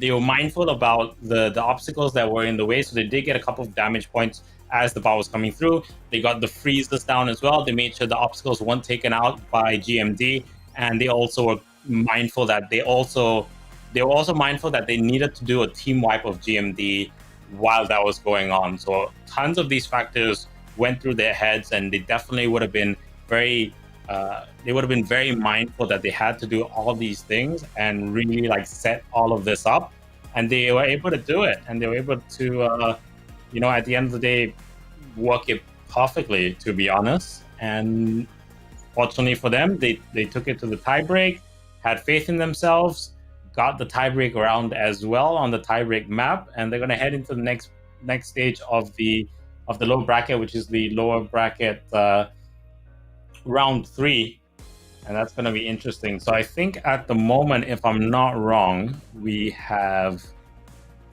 Kaz going up against Folded Kids, and then it's going to be Kaz versus Folded Kids, and then it's going to be, who do we just have? Kaz versus Folded Kids. No, it's not Kaz versus Folded Kids, sorry. It's going to be Kaz versus the winner of INT Resonance Calculator. Yeah, that's right, because Folded Kids got dropped by Resonance. So, big matchups going to happen, and now we say as Resonance versus Calculator in the low bracket round 3. Of course, remember, it is a best of 5, and we are on Minecart Madness on Gem Grab. It's going to be Minecart Madness, like you said earlier. It's the litmus test, INT Resonance versus Calculator. Calculator has been doing so well with the aggression so far, but this time on this map, they have to be a little bit more mindful because the minecart is there. If it doesn't work out in their favor, they're going to have to pay a lot over at INT Resonance. Right now, it's fairly even, still early days. INT Resonance with control over the gem spawner for now. 3-2, but you have to watch out for Tire King. He's been making those rattled hive plays work out very, very well. It's the gadget from B as the 3 little bee stingers spin around him. And it does a lot of damage if you're able to connect it time and time after again. But so far, so good, as No Pick just finds the eliminations, picks up the gems, and parasols himself out of that trouble. Now, Calculator trying to get momentum once more. Tired King pops the gadget again, but Retro Raz comes in with a kill. It's going to be an even trade out, and Bean gets taken out by the minecart. Ooh, that's going to be painful. It is, and Noping and Jay, both of them hitting their shots. Like, Jay perfectly knows what's the distance. No. But as I say, that gets taken out by Bean and the minecart together. Noping, though, has his super ready to go. He has 9 gems. They need one more to start the countdown once again. Jay taking 2,000 damage. And now the countdown will start as he soups it up his Raz after picking off all of the remaining team members from Calculator. And it's going to be a pretty easy win on this first round on Gem Grab. So Resonance playing it very well, hitting all their shots. And No Ping just very, very, with thumbs up emote. And a bit of cockiness coming through there. But we'll see whether they can back it up. it's going really well for them. They're very cognizant of the minecart. Apart from Jay, it seems to be he's a bit more risky, but when he's not getting run over by the minecarts, he knows the exact distance he needs to stay for Colette, and because he knows that distance, he's doing the the the the maximum damage you can do with those Colette attacks. Because, like you brought up earlier in the day, the further you are away, the more damage your shots actually do. And then the follow up with the super when you jump in, also he's doing that really well as well. That's right, and that's the power of Colette. The more health you have, the more damage you do. For Piper, the further your distance, the more damage you do, and that is very, very painful. At the same time, it's just so lovely to see these B plays from the players themselves. But like the chat says, there isn't a all Doppin grand final anymore, like Christopher says. So that's very unfortunate. But at the same time, I have to say, it's a huge statement for Calculator. They're the new kids on the block, and they're already making such a big statement, taking a team like GMB out. I mean, GMB has been around since the very first Brawl Stars Singapore Community Rumble. Now No Pink comes in with a kill, make that a double, picks up 3 gems. Once more, INT Resonance, they are in the driver's seat. He's just going to pop right in and take those obstacles out. But ooh, Raz, what happened there, buddy? He gets taken out by the minecart, accidentally getting caught out by it. And now Calculator might actually, if they push along with this minecart, will be able to take control over the gem spawner. They will do so for now. No Pink narrowly makes it out with his life, still holding on to the 4 gems. Jay, though, looking to do some damage, misses a couple of his shots, but No Pink will finally take Tired King out, and that just allows INT Resonance to seize up so much space. Look at that, 8 gems in the pocket. Tired King is the only one left alive. He needs to stay alive, but there are 3 players on him. He gets taken out. Jay still kind of accidentally walking into the minecart, but this is INT Resonance very much still in control here, Phil.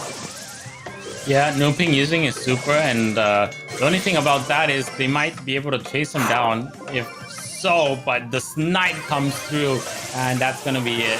They're just way too far away. They're going to respawn. They can't cover that distance, and No Ping, once again, very happy with the emote, and they will be able to take gem grab pretty easily. So early on, already leading 1-0, our INT Resonance Calculator. Don't have to panic just yet. Just need to calm down and kind of figure out what's going on. They know that that the firepower in terms of long range sniping, they might not be the best at it. So maybe that's something for them to take into account and change in their composition. Once again, though, it is of course Minecart Madness coming up. Is they would have known this. So Kaboom Canyon will be up on Heist. Then we do have Snake Parry on Bounty, Siege on Olive Branch, and then Brawl Ball if it comes to the tiebreak on Super Stadium. So the next remaining modes, Heist, Bounty, Siege, all of these modes are going to need you to have either a very aggressive playstyle if you're going to go very short, mid to short range. But if INT Resonance are going to stick with if they're gonna stick with ranged heroes, then Calculator need to think about how they're going to adjust to get back into this game. Yeah, it looks like they're going for something more balanced this time, but INT Resonance already losing 2 members right off the bat, allows Bean to take a couple of pot shots over from the right side. Now Tutorial chimes in with several shots of his own. Might be caught out in a dangerous position, so yeah, just like that, Jay will take him right out. So no more healing turrets, not until he respawns at least, but Tired King, whoa, that's a big dash. So much damage onto INT Resonance's base. They're down to 67%, but hopefully Retro Raz can make a play happen here. He has his turret up, and that will give him the damage boost that he needs, as well as the movement speed, but looks like it's going to get taken out. Now they're doing a little bit of damage, but Tutorial's trying his best to kind of push them off. Still, they're very much so stuck over in the center, and that kind of could allow Tired King to do much damage. Tutorial will be the one who layers on that damage really thick. Healing turret goes down as well, and Jay is there to take it out. So fairly even right now, but it looks like Calculator are very much so in control as Bean actually continues to do damage all the way from the left flank. Yeah, and he finally does, Raz. He gets his he gets his 8-bit super down, but instantly Tide King going for the snipe, going for the jump onto it to take it out and make sure that they don't have anything that will help them get middle control. So Calculator now arguably in a better position. The modulator is there on that right flank. Jump in comes through from Tide King. Bean also gets a couple of volleys in, and Raz forced to go for the defensive super to kind of push them back. Here comes the reverse sweep though, and now Resonance coming back. But as I say that, as No Ping and Raz and Jay try and pop on the damage, the respawn comes out from a Calculator, and they do remember they have the respawn shields up as well, so they're able to tank the majority of that damage and stop most of it. But as I say that, they're forced back once again. INT Resonance chasing this up. They get wiped though, and Calculator are in the lead, 22% to 17. They're coming through, and it doesn't matter whether they get any damage on the safe or not because they're in the lead, and Resonance can't do anything because they can't jump through. Can't jump through. Tired King just comes in for the final dash into the base. The gem explosion kind of seals the deal, and that is Calculator taking round 1 on Kaboom Canyon. What a play. It's kind of is about that momentum. I say this often, but it's only because it's so true. Calculator, the aggression works out. They have those turrets getting placed down, and at the same time, it's kind of because INT Resonance, they're just losing members left and right. I mean, over in the first, 10, 20 seconds, we already saw 2 kills getting taken out, and that allowed Calculator to do so much damage onto the base, down to 67%. It was stuck there for a long time, and INT Resonance tried to make their way back into the game, but unfortunately just weren't able to do so, especially towards the end. It was a very good effort, but it just wasn't quite there. Yeah, they tried their best, and again, it shows you like there wasn't a huge gap between the two teams. It was just when it comes down to the margins, right? When it comes down right to the very end, it's just micro decisions that you make that make the biggest difference. For example, right there, you did see Resonance try and go through, right? And then at the end of the day, the respawn came up and they made sure to have a body block right across the whole safe to make sure that none of the shots came through. And they knew because they had those shields from the respawn, the respawn protection, like nothing could happen. So it's like small decisions like that make a huge difference when it comes down to it. That's right. So here it comes. Several more small decisions as Retro Raz and his cult counterpart uses the silver bullet to take out the obstacles, allowing them to push into the middle of the map very comfortably. Taking out Tired King will be Jay, but at the same time Retro Raz will fall, but the damage has gone through. Jay and No Pink just doing so well, but Bean comes in with a kill. Actually, it was Tired King who takes Jay out. Now they're just fighting for control over the map, but it looks like it's going to be even more trades. May actually make that Calculator coming out on top because Bean just takes No Pink out. And that's going to be a big problem. They already have quite a little bit of damage over onto INT Resonance's base. And INT Resonance just not quite making their plays happen right now. But as I say that, might be another trade-off as Retro Raz comes in. It's a double kill. It's a team wipe. It's Bean coming in at the last second. They are respawning, but at the same time, Jay goes in for the dash. That brings them down to 83%. It's fairly even. Let's see if INT Resonance can stay alive to continue to put on the damage onto Calculator. They definitely are, and they have the modulator going in the middle, so that's going to help them get a couple bit more pop shots off at that safe. So that's going to bring it down to 55% health. Now, Bean dropping Raz, and Tutorial also now slowly getting his modulator up. So once he gets that healing modulator, if he can pop it now towards the bottom lake, they should be able to make that offensive push. Tired King on that left flank, duking around with Jay. Jay's not able to get his hits off because he's just hiding behind the obstacles. Tries to get his super off, does he? But is unable to hit it. He's just narrowly out of range, and now they need to take out Jay. Timer is gonna start to go pot. It's gonna start to tick away if they're not careful. 72 to 43% right now in favor of Resonance. Calculator now will get a couple shots off. Tired King gets the super down onto Resonance's safe. Bean also getting a couple of pot Oh. shots. They're going to go for the base race now, 31-16. Tiger King needs to stay alive. He needs to win this base race. Gets a couple of shots off. Noping's able to wipe him though. And it seems if they can stop Noping, 9 seconds to go. They need to go in. They're going all the way down. What? Can they get the damage? They will get the damage, but here comes the respawn. 6% to 6%. 1 second to go. And just at the death, Noping able to get one shot off, and they're going to tie it up. So Calculator will tie it with Resonance. It's going to be 1-1, and we're going to go to a tie break on this map. Man, oh man, Calculator, they don't care. They don't care if you're pushing into their base. They're just gonna do the same thing right back to you. Fighting fire with fire. It's down to the base race, and they managed to push it down to 8 and 6%, and then became 6 and 5%. INT Resonance very narrowly just winning out this round. It's kind of been this way on high so far for INT Resonance. Not the most comfortable win, but they still managed to take this one round away, evening the score, at least on highs, Kaboom Canyon. But so far, Calculator, wow, just the absolute aggression. It doesn't stop for these guys.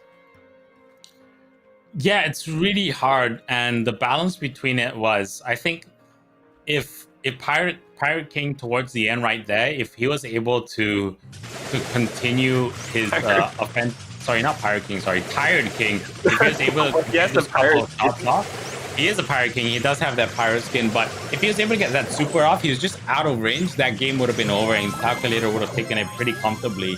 But unfortunately for him, he just wasn't able to do so. Now they do have middle control. Bean will be able to pop down his super, and that's going to help out himself and the rest of his team. Tutorial, healing modulator now up as well. So they're going to be within striking range of that whole setup. No ping though, popping down as much damage as possible. Bean pops down his super once again.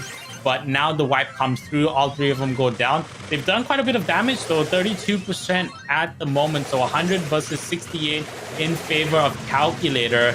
And they need to be careful because Resonance now are starting to get their supers up. No ping will pop that healing modulator out, and they'll definitely want to use Calculator is definitely going to want to take it out as quickly as possible.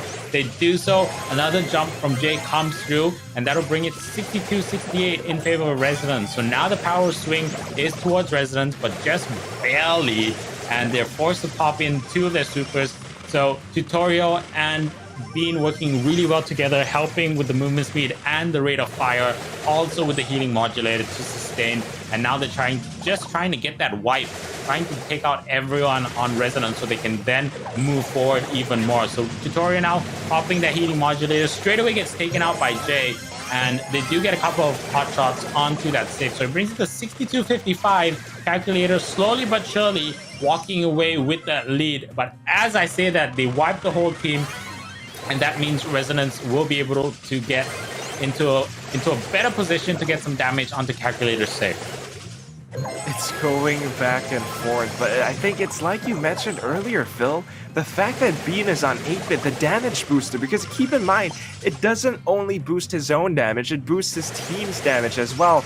And as long as they stay within that radius of operation, it does so much for them in terms of DPS. They're able to out-frag INT Resonance time and time again, but if they die and they die in the middle ground, that allows INT Resonance to come back and do a lot of damage before Calculator respawns. Now they're down to 15%. It's basically game over, and INT Resonance will take away the second map, pushing us into Snake Prairie on Bounty. And if I'm not wrong, I think that's 1-1, right? At the moment. It's 2-0. So, 2-0. So Resonance taking it, right, because at the last moment they were able to steal the win prior. Oh yeah. So we're going to go to, like you said, Snake Prairie, very open map. Will we see the Bow and Nani play? Are we going to see the Snipety Snipes? Will they be able to, are they going to go for the Colette? Will they go for the Piper play? Yet to be seen. I think maybe Piper might be a pretty solid strategy for INT Resonance if on this bounty map, because it's working really well for them. Colette, maybe not so much.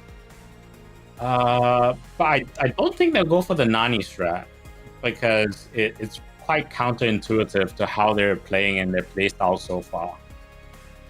Yeah, Calculator just seems to go for that full-on aggression. They don't care. They're in it to win it, and they always get up close and personal. Whether it's playing with an 8-bit Colt combo or playing with Edgar, which the tutorial is known to do so, and that could be a map that favors Edgar at the same time. I mean, just look at Snake Prairie. You got tall grass all over the place. If your opponents don't know where you are, you're playing close-range brawlers like Mortis, like Edgar.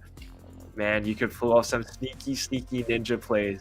And I mean, that is really, really fun to watch from a new team like Calculator. These guys have been really, really impressive, and I just can't wait to see what they have in store for us on this game mode. And just, wow. I mean, once again, we're your casters. Hey, I'm Quack. That is Death Adder or Phil. And this is the ESL Asia Brawl Stars Singapore Community Rumble. Join the Discord server if you want to participate in the games. I mean, there's a monthly qualifier. You win some money doing that, but you're also fighting a spot in these monthly finals. And, show your support. If you want more Brawl Stars action, you got to subscribe. You got to come join us, chat with everyone in there. I know everyone wants the ducks. I don't know if I can actually do that, but let's see if we can figure something out. I see a lot of exclamation duckaways. Maybe if we make friends with some of these guys, right? I mean, we see CZK, we see Jay in there, we see Repeat, we see Winter Rainfall, we also see Christopher pretty much every month. So I love this community, and they love the ducks. So that's a lot of fun. But at the end of the day, we all love Brawl Stars. I think we do have to give away one duck because they did break the record for what the siege I bot? think it was the siege bot. Yeah, they got the level 19 I think it was either level 18 or 20. Yeah, so they did actually beat the record. So unfortunately for you, there is going to be a duck away. So I don't mind, by the end of March.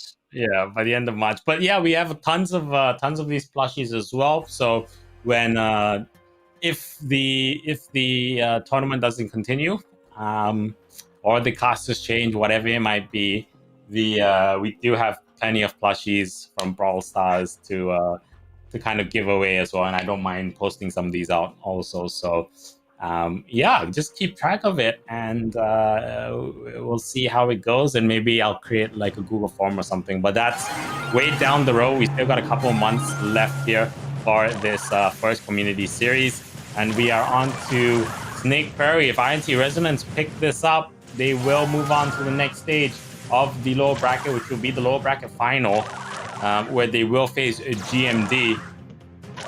I think no, Kaz actually.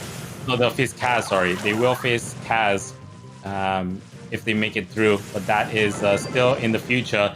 Bean will miss his tracking super, but Raz in reply though, conversely on the other side will hit. He goes in for another second rocket. Is he gonna track? Might kill two. No, narrowly misses Bean, and so they will still keep the lead though, 5-0. But Tired King already with that Tara chasing through, and they don't know he's there. Now they're picking him up, and No Ping and Jay are chasing after him, and they're gonna catch him out. There?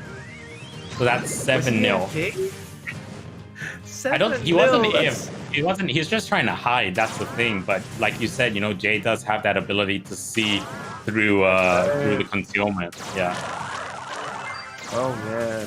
Oh, now he's getting taken out at the same time. But they do pick up those 5 big stars from Jay. That could be the difference that they need, but keep in mind the timer is still ticking.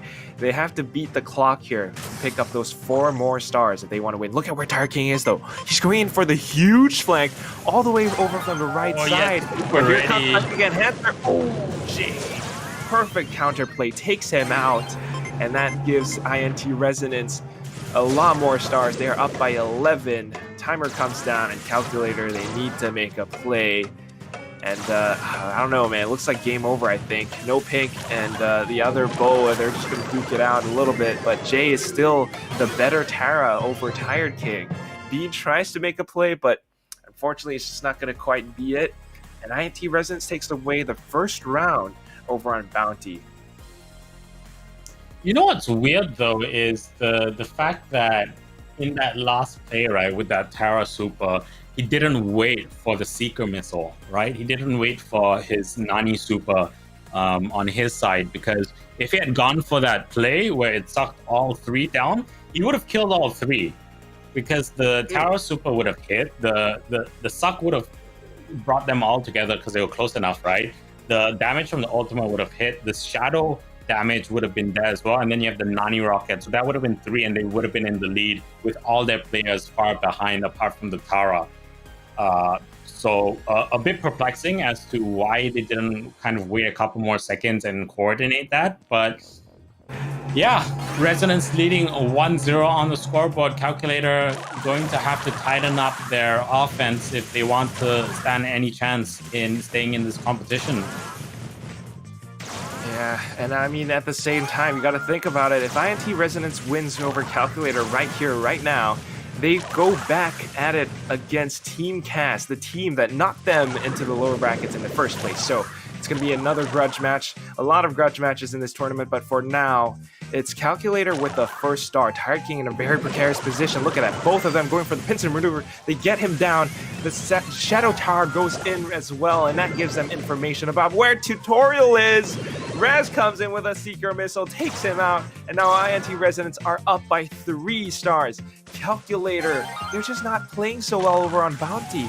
It looks like Jay and NoPick are just doing so well, and they take Tutorial out once more. Oh my gosh, Tired King is dead at the same time. This is 8 stars over 1. Jay just eats the Seeker Missile because he can, goes back and heals up, and they are very, very comfortable right now. INT Resonance, all they need to do is even just play defense, because Calculator, they are the ones who need to push up and get the kills. A bit of a weird kind of choice from Tutorial, I guess, to stick on Brock, right? Maybe a better play would have been a Piper, because you get a lot more damage, a more bang for your buck, because a bit hard if you're playing with Brock if you don't have the follow-up. And here comes Seeker Missile. He's getting all the direct hits, but they're just not working out. They're just staying alive. And it's actually on Bow. They're going for that sort of the same exact strategy of, the totem pole, building up the Nani Seeker Missile, but they're losing their kills. At the same time, it's just No Pink and Jay connecting all of their shots onto Tired King and Tutorial, so that was still that, and it's game over. If I'm not wrong, INT Resonance took that round away. Yeah, sorry, the skins are so confusing. You think that they are something else, but you are 100% correct. INT Resonance will pick up the game, so they took Gem Grab 2-0, 2-0. They took Heist, and they've taken Snake Kaboom Canyon, and they've taken Snake Prairie on Bounty. So that's going to be 3-0. We'll be back with the lower bracket final between Team Kaz and INT Resonance. We're going to go to a short break, and we will we're getting to the final stages. So more action happening very shortly. Get a cup of water and get some snacks.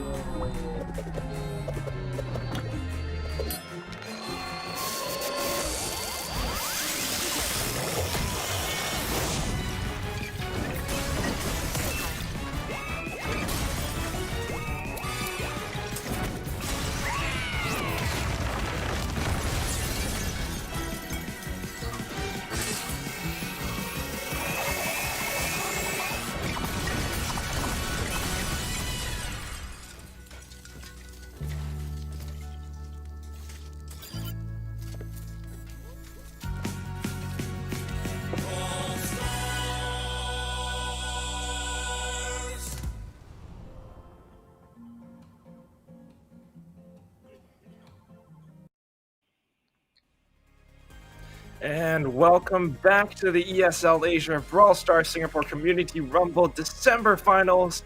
And now we are in the lower bracket finals. It's INT Resonance versus Team Kaz, the team that knocked them down into the lower bracket in the first place. So I hope you guys have your snacks and your drinks like Phil said earlier, because you're going to be in for a long one. It's another best of 5.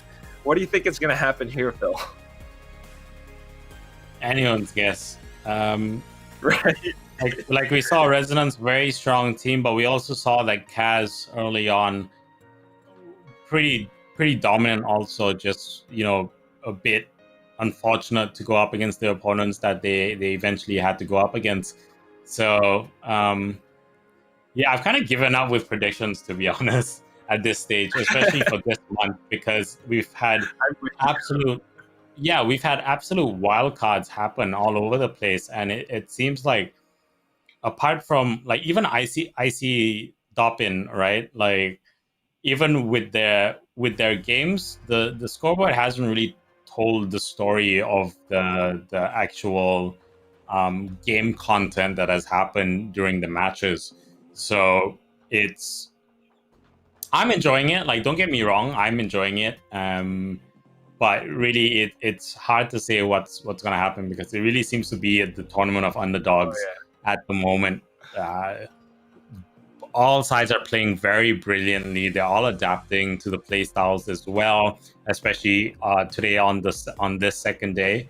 And the fact that it's best of 5, we're starting to see more versatility from all the teams, because they do have to play more game modes. They do have to play for a longer time. And even though the games are very quick, that extended period of time is also going to fatigue you anyways, right? Because if you're used to playing best of 3s in a single elimination tournament, and suddenly you're forced to play like a best of 5, so small things like that, small factors can lead to like really big changes and really big effects. So yeah, it's going to be interesting to see how these guys adapt, because now usually, where we start with Heist or Gem Grab or Siege, we start with Brawl, right? So we're gonna go Brawl on Triple Dribble. We're gonna go to Gem Grab after that on Crystal Arcade, onto Siege, some assembly required, Heist, Safe Zone, and then if we need to go to the 5th map, tiebreak map, it's gonna be Bounty and Shooting Star. So straight away, you flip Brawl from being like the first game mode to the last game mode, and now it's back to the first game mode as well. The game modes also kind of switch up your confidence also, and yeah, you do have to win 3, right? But your confidence can take a really huge hit if you're not winning these early game modes as well. That's right, but I mean, I wholeheartedly agree with you. I've kind of given out my predictions too. I mean, it's been an absolutely crazy day, but looking at this, I don't think the aggression is paying off. But Jay with the last second save, oh no, but it wasn't enough, as Sirius just puts the final goal in right through. What a crazy play. I mean, they were going in for the aggressiveness at the start, INT Resonance, but it's just kind of wasn't connecting. But now Jay jumps in, gets the first frag. It's kind of a trade though. Raz is there to back him up at the same time, but now Namiruro will fall, and this could give them the push that they need. Ooh, sneaks it right by through the corner. What a play from Raz.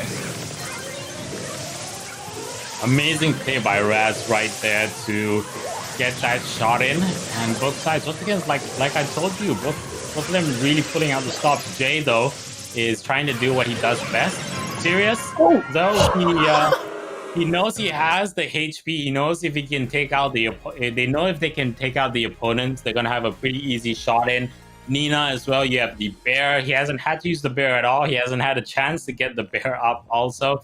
And Jay just getting knocked out very early on, so he can't use his super. He can't do the play that he usually does, which is he'll jump in front. Get the pass in, and then go for the free shot on goal. And already Kaz showing Resonance that they can't sit on their laurels. They can't use the same strategy over and over again and expect it to work against them. So big ups to Kaz on that, INT Resonance. Let's see how they turn out. Maybe they're going to have to adapt their strategy. Maybe they're going to have to play a bit more defensive they try to go very aggressive in that game, right? But just too much tankiness for Kaz, especially on Sirius. That's right, fairly tanky, not to mention the fact that his shots can basically penetrate through and hit two people for one. At the same time, it's just the B players, the way they're using the Rattle Hive gadget, the one with the bee stingers that swirl around, all three of them. They do so much, and you have to be very careful because if they hit you, you can take so much damage. And the way it just spreads out, it takes up so much space. You're kind of relegated to the back once you see that thing coming at you. You're like, oh my god, I gotta back up. If not, I'm gonna get hit by those things. So this kind of forces INT Resonance all the way back. They are able to do a couple of pot shots here and there, do a little bit of damage, but ultimately it's just not quite enough. So Brawl Ball, man, it's so scary. Things can happen just like that, and that's kind of what we're seeing happen time and time after again. It's 2-1 in that first round. Let's see what happens in the second.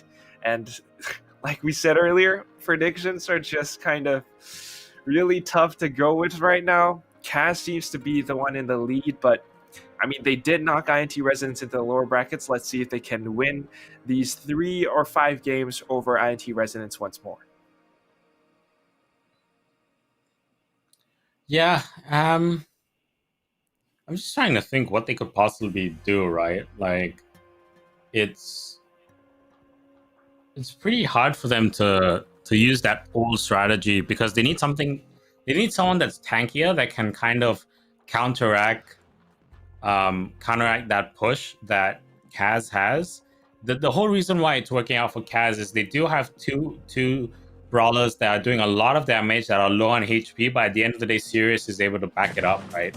And now we will see the change. So there we go. No King does switch up to Nina. Jay also switching up to hopefully help close range, but Kaz going out for the all-out rush.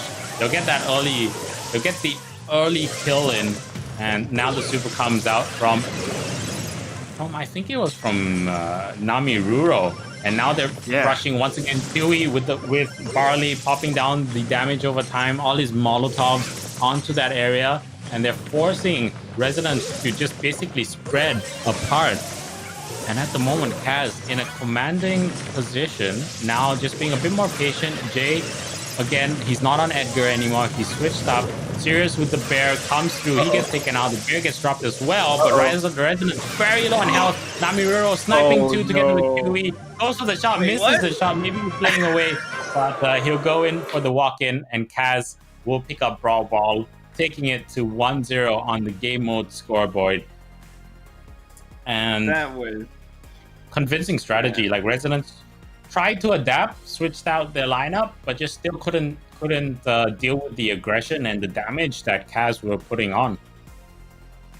I mean, that was just so quick. I don't quite know what you can pick to counter a brawler like B, especially on a map like Triple Dribble because of how many obstacles there are. The way that Nami Ruro can just hide behind and push along through using his gadget to go in for the kills and just push INT Resonance all the way back. It's just absolutely incredible. Now we're pushing onto Jam Grab on Crystal Arcade. I think B might not work out here, but man, it's just, again, the way those bee stingers go. I think it's like people in the chat are saying it's Nina Namiruro, and he's able to do so much work. He's really the MVP of that entire game mode back there. But let's see what happens over on Crystal Arcade. I mean, just taking a look at the way the map is laid out, you know, I would say it's fairly similar to what we've seen before on most Jam Grab maps like Hard Rock Mine, with the exception of, I mean, there aren't any tall grass patches near your spawn, except for maybe in the 4 corners, but it seems like Tara and Colt have really high pick rates on this map. Your strategy, I think your best bet would be to go for long-range duels, really take people out, maybe even go for the Pam strategy that we've seen so far. I think, yeah, we'll probably see Pam come out. Surely Pam is going to come out as well, because it's like you said, the kind of structure of that middle just has those obstacles, and once you get a modulator down, it's very hard to kind of counter that if the modulator is placed correctly. So healing turrets, maybe even a damage booster from 8-bit, possibly, a penguin summoner from Mr. P. Those are we're just spitballing here. But Crystal Arcade, I don't think we've seen this map that much in this entire tournament so far. But it's one of those maps where I would say the long-range duels really favor your side if you're able to connect your shots.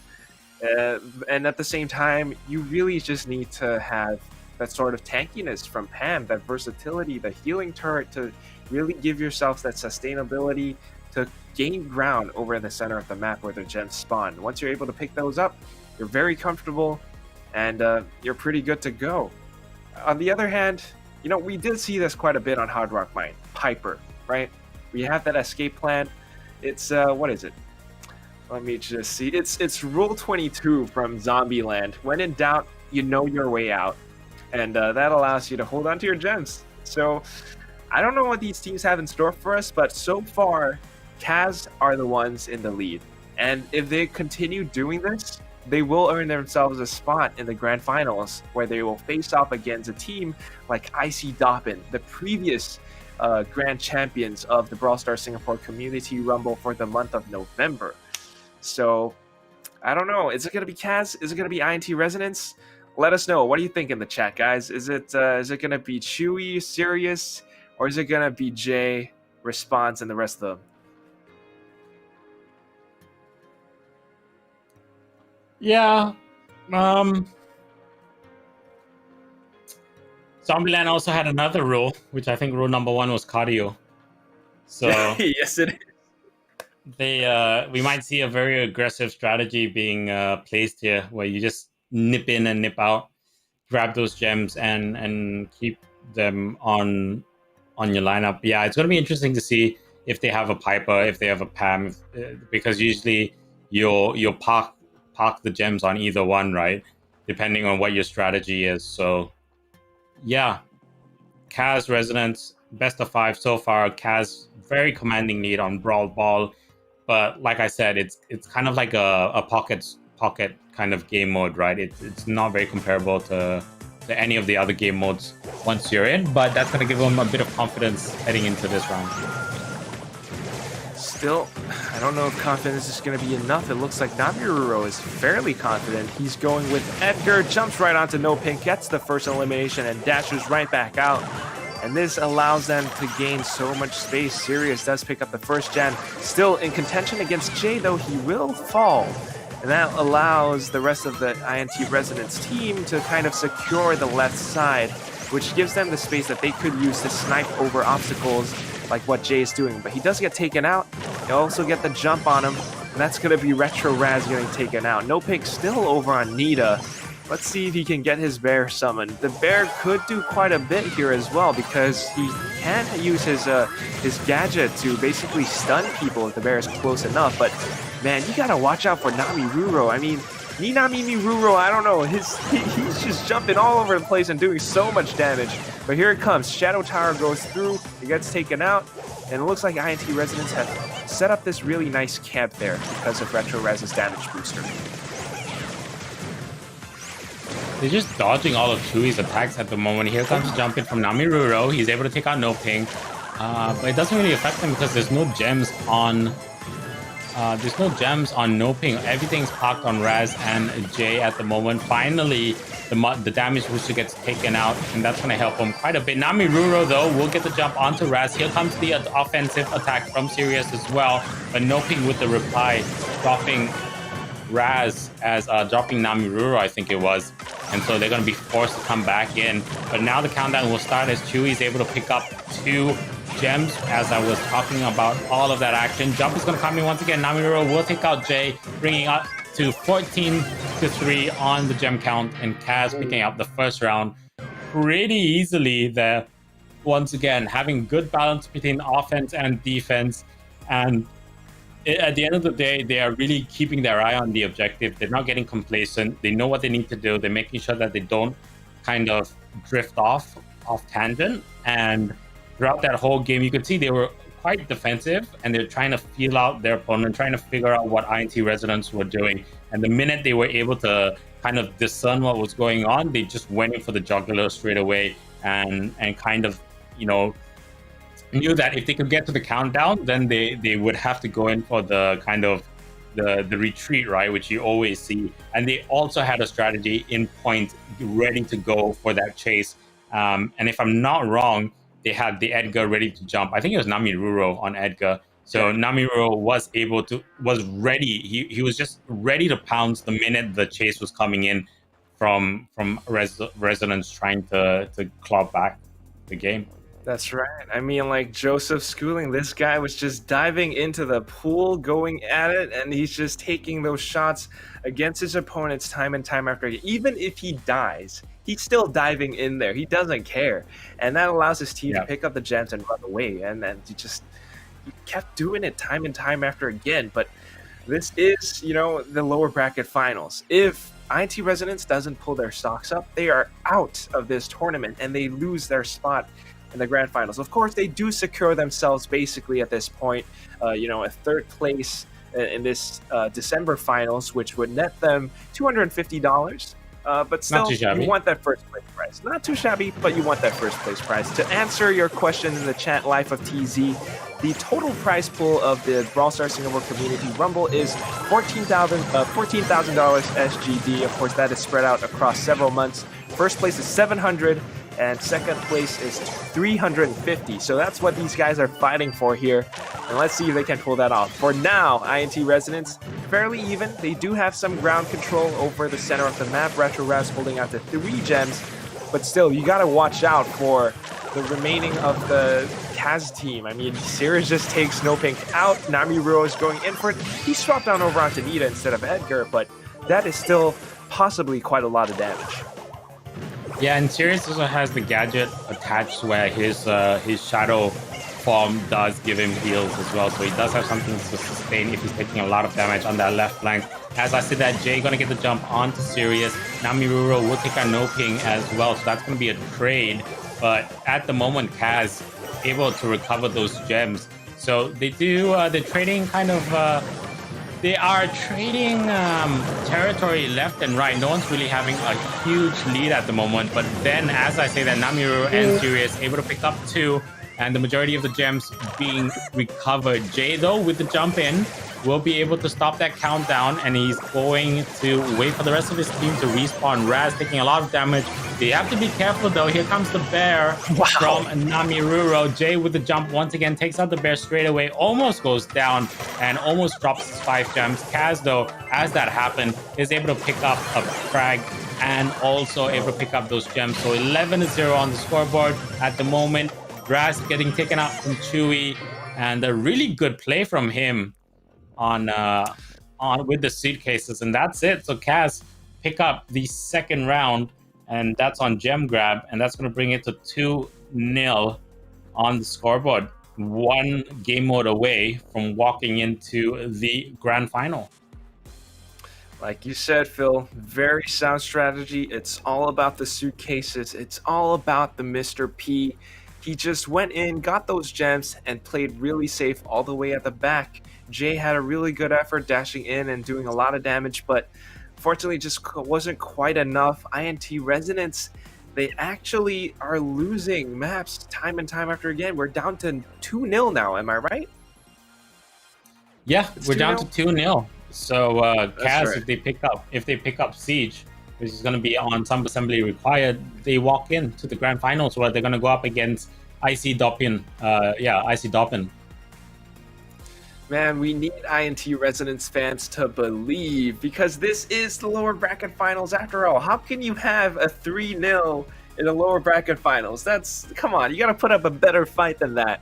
Let's see that if they can pull that off over in some assembly required on Siege. If they can go in with the aggression, if they can go in and pick up those bolts, carry the momentum forward, maybe even go with that lose strategy that we've seen earlier on today. I mean, that was pretty hype. It was pretty cool with the freeze and all. But I mean, it's going to be down to INT Resonance if they can pull such plays off. So far, I love what Jay is doing. but it just seems like it's not quite enough to give themselves that edge over what Kaz is doing. Kaz seems to have a strategy when they come into these games. Like over in Brawl Ball, they're just nonstop going right in. Over on Crystal Arcane and Jam Grab, they had strategies of Nami Ruro going in as Edgar. They had strategies of I forgot his name, but it was Mr. P, and he's going in and grabbing those gems and staying really safely all the way at the back. So over in Siege, if they have strategies as well, and INT Resonance doesn't find the perfect anti-strat, this could be it. This could be game over. So Resonance fans, where are you guys at? Show some support for your team. Let's see if they can pull off a comeback here.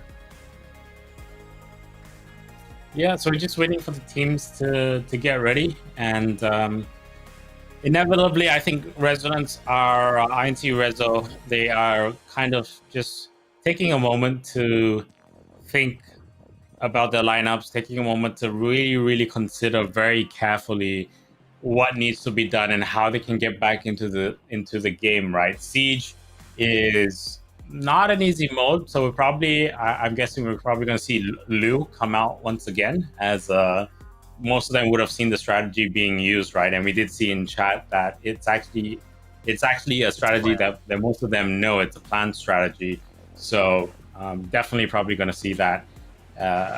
Sprout, perhaps, maybe, I don't know, but let's see as they come down through the spectator mode. No, only Lu on the side for Resonance, so maybe they want to go a bit more defensive, but Kaz going for the Frank. Oh, they do have a Lu. No, they don't. It was just the ticker on it, but they do have Frank, so that's going to be interesting to see how he's going to play. Maybe he's just saving that to take out the obstacles to make sure that their bot doesn't get body blocked. But man, that is already all 4 bolts getting swooped up by Team Kaz as they summon their level 4 siege bot that pulverizes right on through. They're doing their best to hold it back, body blocking and letting the base do all that damage. So they managed to hold on for quite a bit, 98%, not too shabby, good defense. But for now, you got to think about Team Kaz because they have control over the center of the map right now. They're holding on to all these bolts. Jay falls, he drops his. Nami-Ryo with the extra huge health pool, still collecting all of those bolts. Now they're up to 6, maybe even 7 now as Chewy comes in and takes another one. And this is going to be a big problem for INT Resonance. I mean, this just doesn't look good at all. Yeah, they're already up to a level 7 siege bot right there.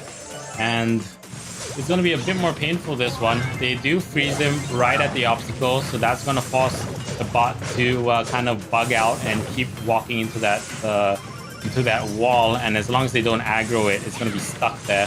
And so they'll deal with the level 2 siege bot, not even doing any damage to their turret. But at the moment, if it stays like this, they still are going to lose because they are 2% lower than what Team Kaz's flawless safe is at the moment. So they definitely at some point are going to have to go in for the attack. Once again, Team Kaz 8 bolts, so they're going to get the last siege.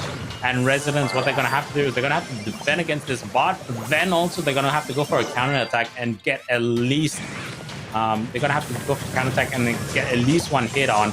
But I don't think they're going to stop the damage from this bot. It's going to start slowly but surely punching onto that turret, and that's going to be the wipe from Resonance. So Team Kaz will pick up the first round here on Siege pretty easily. Good valiant attempt from Resonance, but just too focused on the defense. So they were too focused on the trees and they forgot about the forest at the end of the day. So too focused on the defense, didn't really get middle control at all, didn't pick up the bolts to get their own siege bot. And I think even towards the end, it's pretty easy to defend against level 1, level 2, but when you get to that level 3 siege bot, it really hurts for every single bolt that your opponent does get up. And they got, I think, 6 bolts up on that last siege, 6 or 9 bolts, I can't remember, but still on that last siege bot, very, very painful, and they just couldn't put up that defense. So I think maybe we'll see a bit more of an aggressive lineup from them.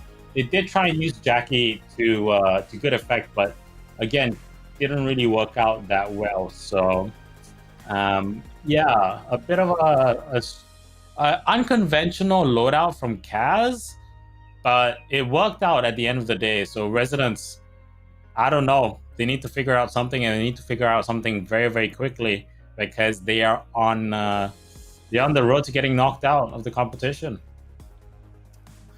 You got to think about the forest. You got to think about the forest. And I don't know if that could be a hint to maybe go with someone like Sprout or something. That could be a little bit different.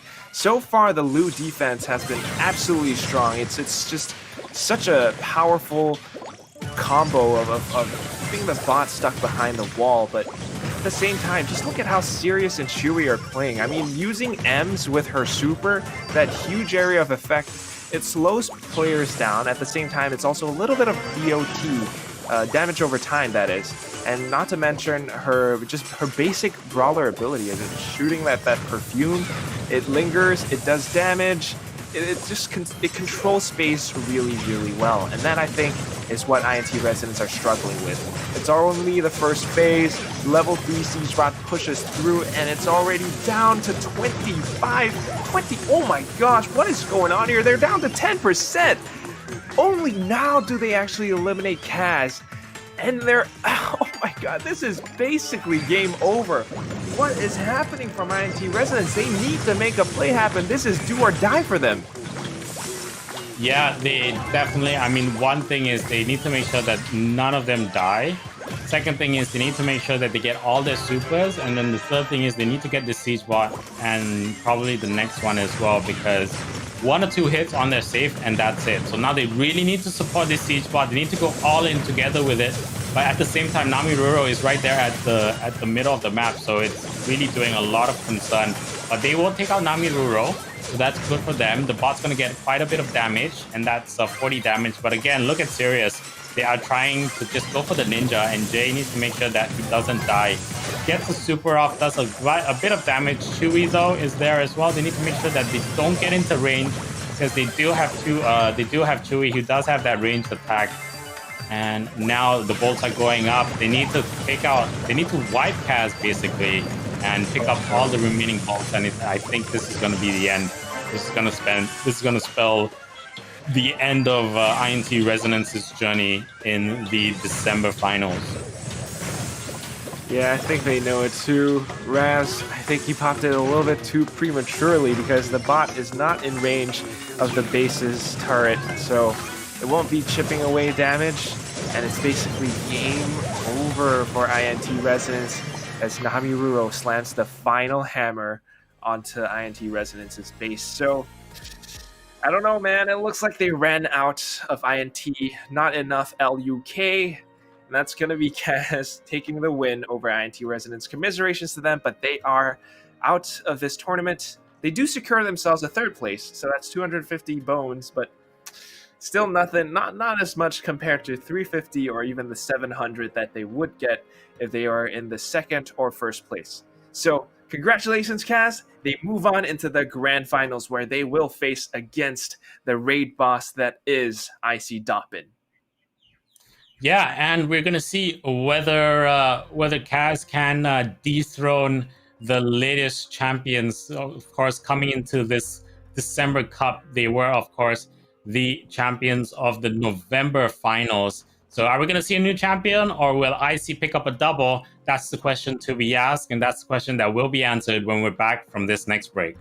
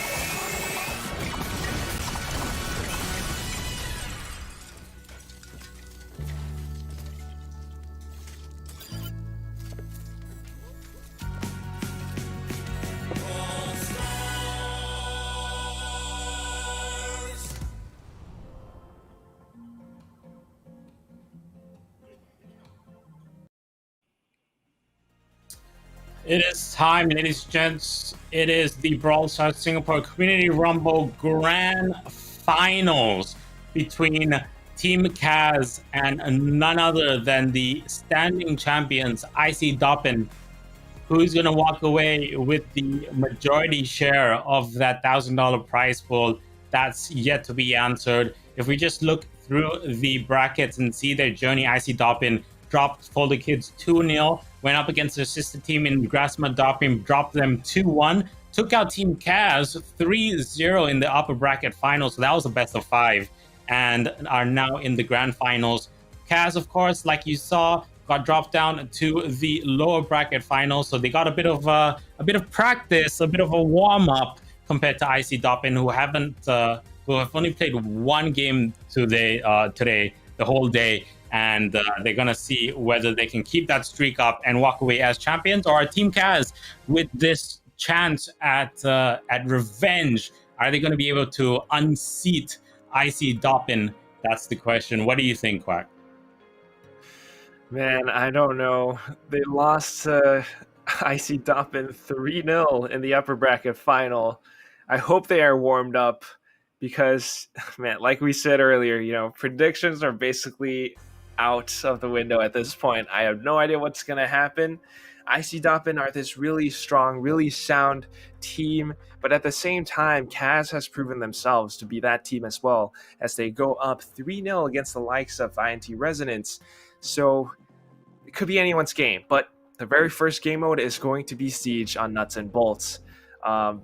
It's Siege again. Kaz were really, really strong, really, really dominant earlier on, but against IC Doppin are really strong as well. I'm not quite sure what's going to happen. I feel that both teams are going to go with lose, but the bigger question comes down to who has more speed, who has more control over the center of the map, and who is able to take up all of those bolts.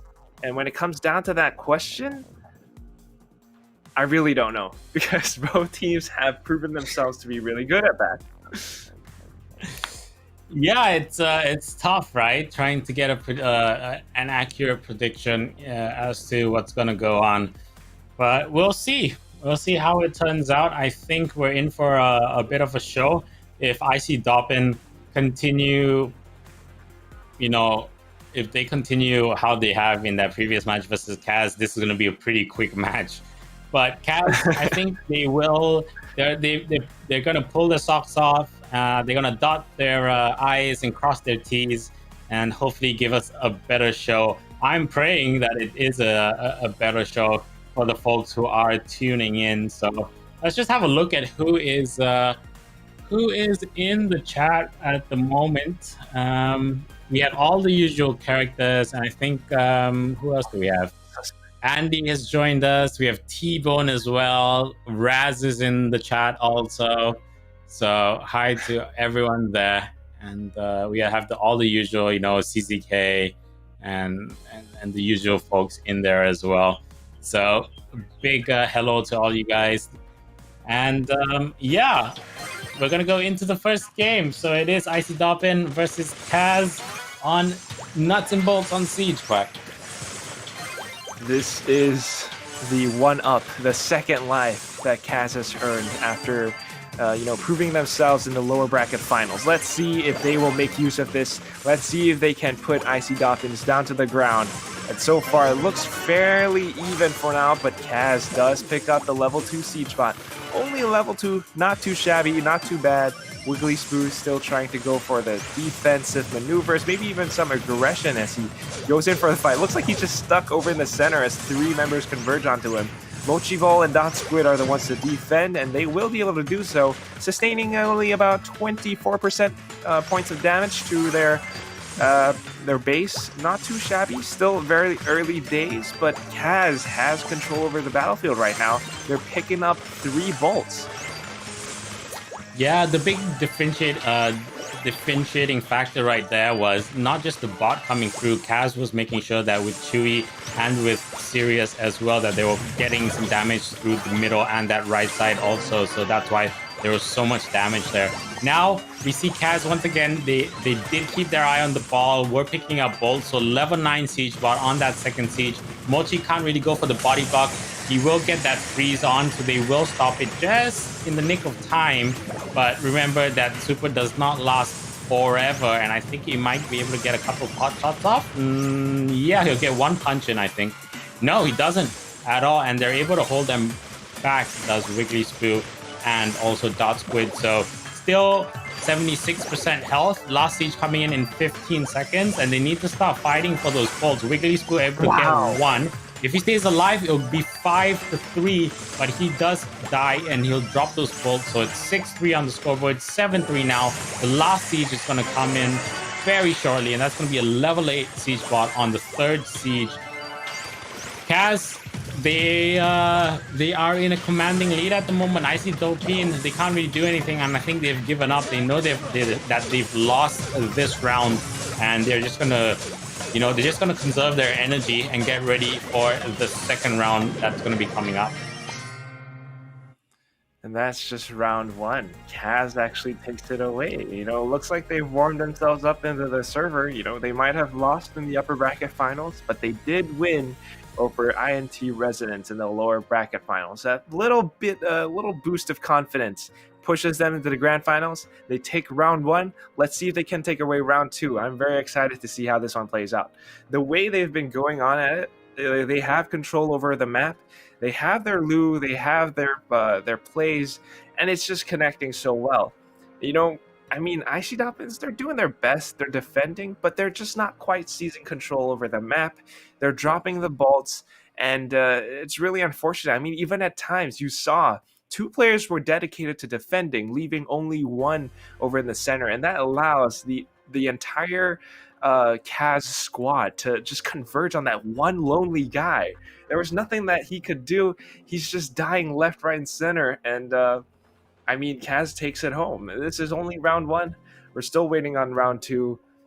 If Kaz wins this, I don't want to think about what's going to happen over on Bounty or Brawl Ball or whatever else we've got next.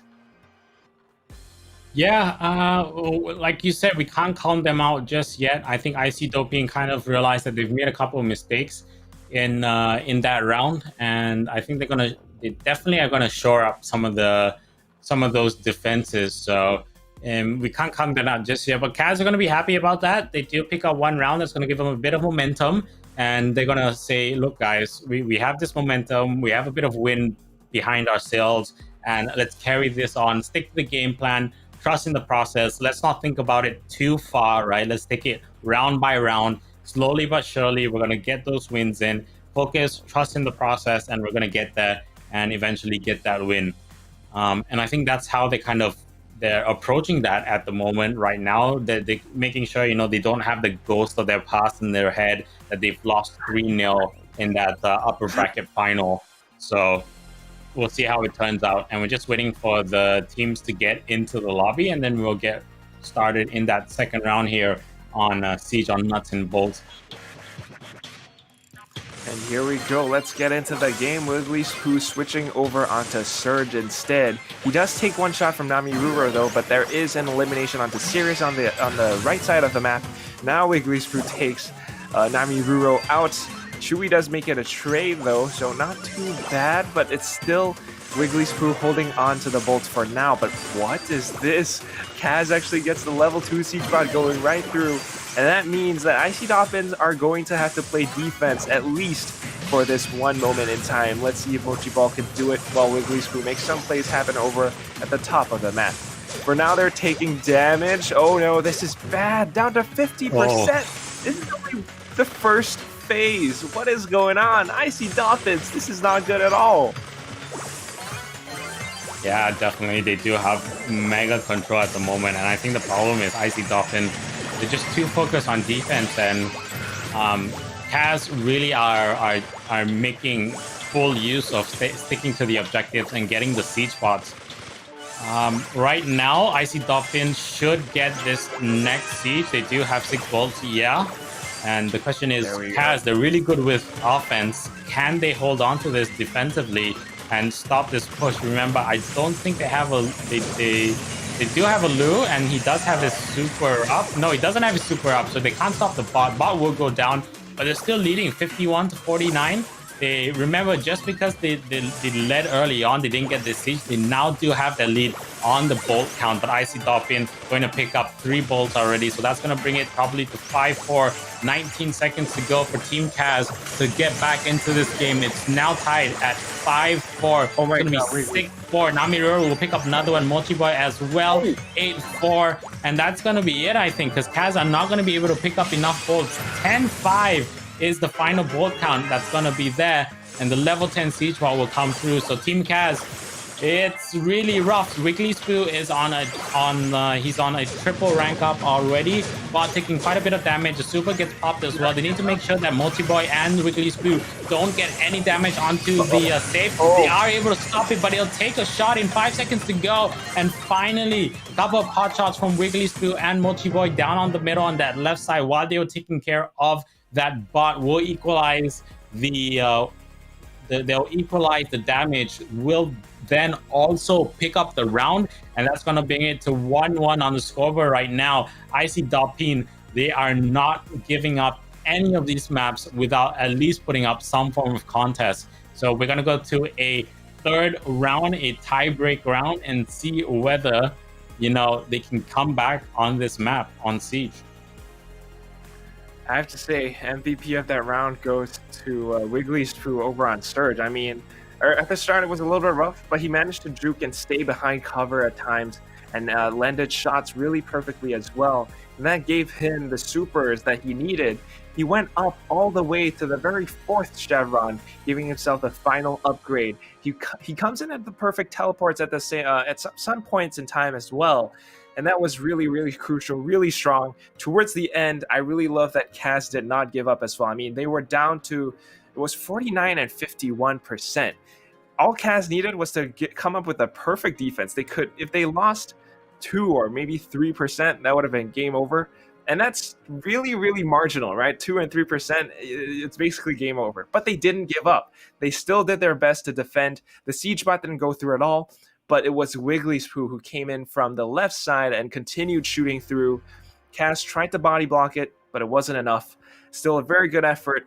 1-1 is the score right now. Let's see who takes off the third game. It's a song of ice and fire, and the Night King, the Icy Doppins, are ready to shed some blood. Let's see if Kaz, who are warmed up, let's see if they can melt some ice here. So Dot Squid gonna go with Colt, and he's using the gadget where he gets that deadly bullet. So as long as he hits it, he's more or less guaranteed to kill Wiggly Spoo. Though he is taking a lot of shots from Kaz, and they'll go for the team wipe. So now they definitely have control. Level 4 siege bot for that first siege. And remember, they still have control of that middle area, which means that they're going to be accumulating these bolts at the same time while the siege is happening. So they have 2 bolts up. They have 2 bolts already. That bot's coming in. He's going to get taken out, but he'll get a couple punches in. So not too much damage. But Kaz, the more important thing is that they have control of that middle section, that middle section, and they are accumulating those bolts. So already 3 bolts to 0 right now, 4 bolts to 0. But now Icy Doppin will be able to go for the wipe and start to build their own lead. 8 seconds to go. They are going to have 4 or 5 bolts right there. Are they going to be able to tie it? That's the question. I think they might tie it, or they might narrowly come through with 6 bolts. No, they don't. Icy Doppin will be able to pick up that second siege at level 5. Do they have the Lu super ready? I don't think so, but they go for the body block, and we'll have a bit of a shield ready to go. So a couple of shots coming in. Kaz will drop to 67%. They do have their bolt lead, remember. Now Kaz, they need to go on the offensive. They need to get very aggressive there. Mochi, with a well-placed super, is able to slow them down so they can't get out. That's going to buy them a couple of bolts. So they will be able to bring it up to 3 bolts to 6, 4 bolts to 6, 5 bolts to 7, and 10 seconds to go before the last siege comes in. Kaz, they need to get control of that middle section. If not, it's gonna be really rough for them, and they're gonna lose that last siege right at the very end. So level 8 siege bot coming through that last siege, and it doesn't look very very rosy for Kaz at the moment.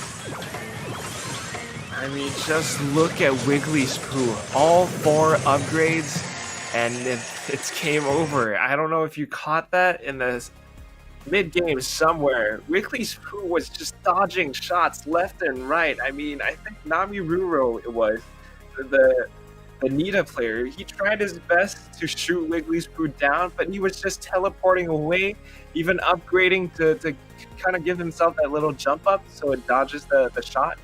He was staying alive even when he was at 500 points of health, and because of that, the entire team's momentum just carried forward on, and again, they managed to bring it up to 8 versus 7 volts. That is absolutely incredible. They take the win over on Nuts and Bolts, and now we're pushing into Shooting Star on the game mode that is Bounty. If it's anything that we've seen so far, these two teams are really mechanically sound, right? I mean, when it comes to shooting, they're all really good at it. They connect their shots. They have the strategies in play. They know how to position themselves. On a game mode like Bounty, on a map like Shooting Star, it's very open. It's kind of like a shooting range. This is where the mechanics are really in play. If they miss, if they don't close in the distance, if they don't do what they need to do, this could be it. This could be game over because the next game mode is going to be Brawl Ball, and anything can happen in Brawl Ball. So, I don't know. I mean, Icy Dolphins, they're doing really, really well so far, but I think it's up to, like you said earlier, I mean, we called it middle, we said metal, but I think Kaz needs to put the pedal to the metal, right, over on this game mode. Shooting Star, man, I don't know. Brawler compositions, thoughts, Phil?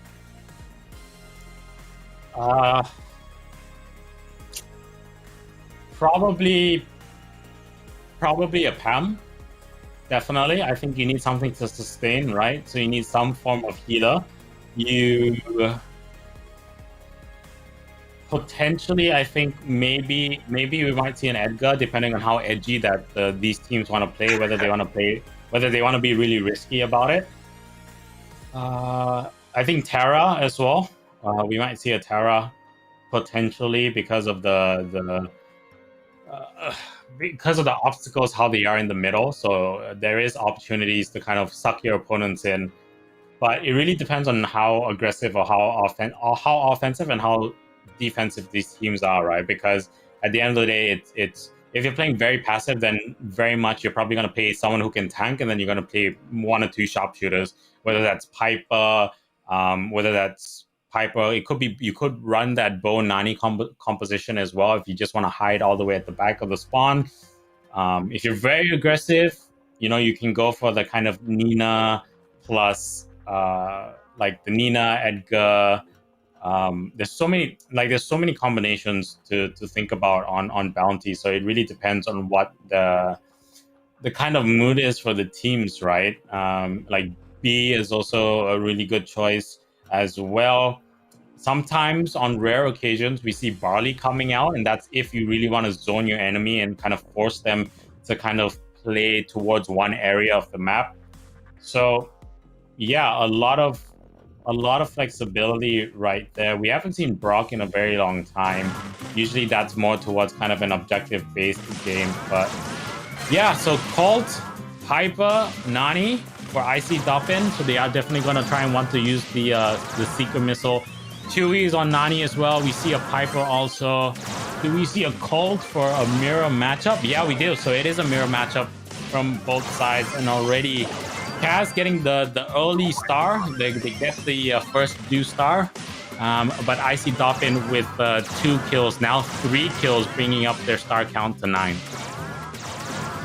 And it's all about the shots. It's Shooting Star. It's a shooting range, and Mochi Ball is having a good time. Look at where he's positioned. I mean, so far back. He's just waiting for the perfect opportune moment to fire that shot, and it connects onto Nami Ruro. Every single time he does so, he hits someone, and even hitting the opposite Piper with his super.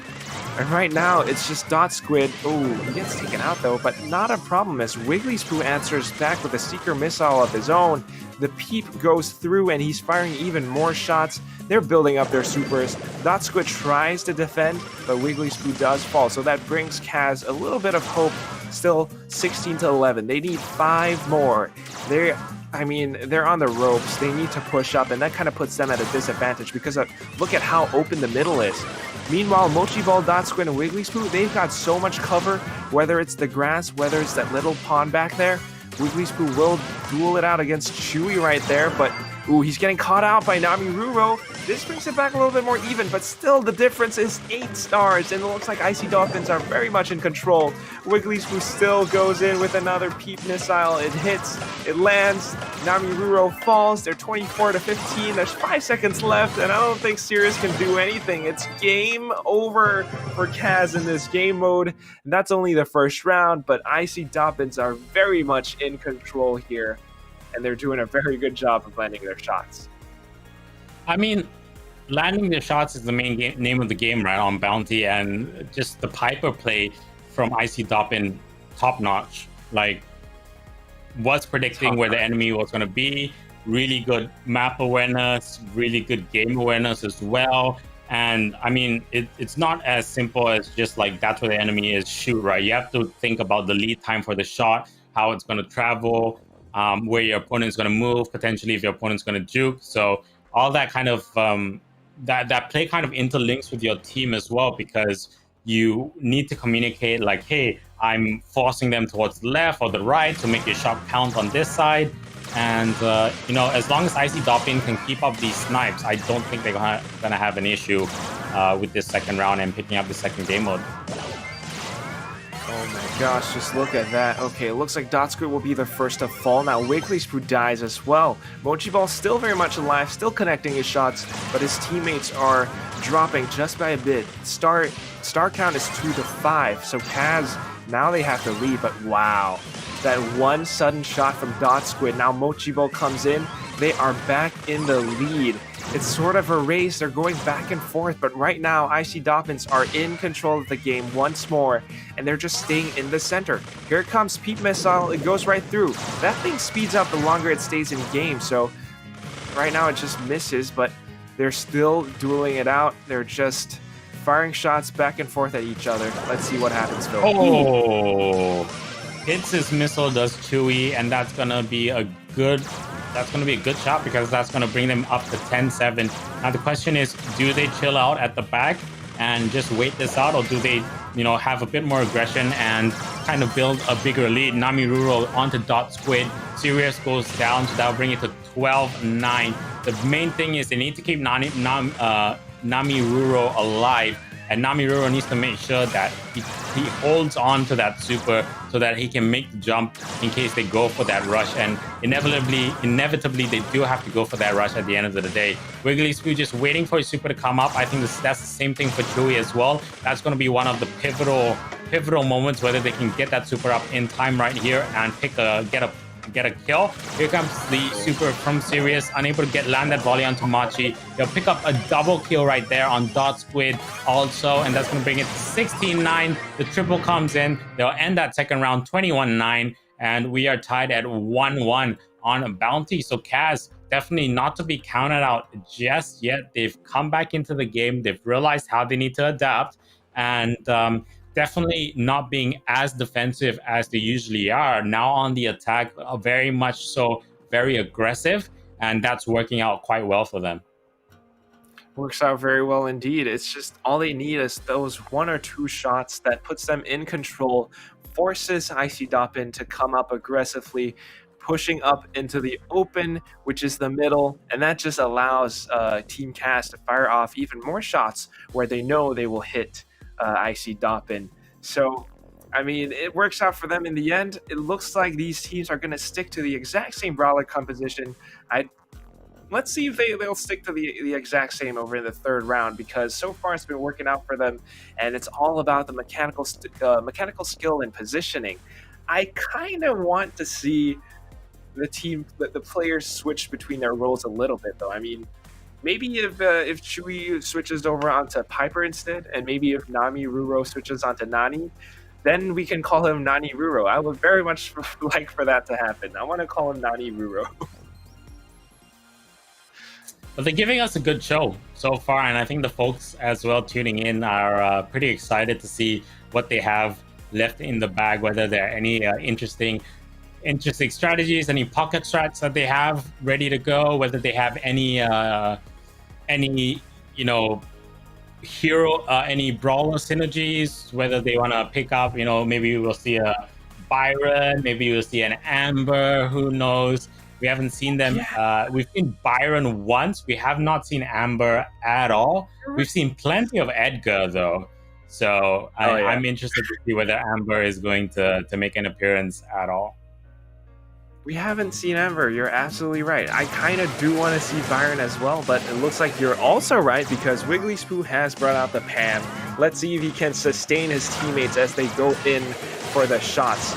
Meanwhile, Kaz sticking with their exact same strategy. It's going to be an even trade at the start, but Namiruro evens it out, takes it over the top, fires the shot onto Dot Squid, and now he brings his team up over 7 to 5 stars. Right now, Icy Dolphins needs to push up front unless that Peep Missile connects. It does not.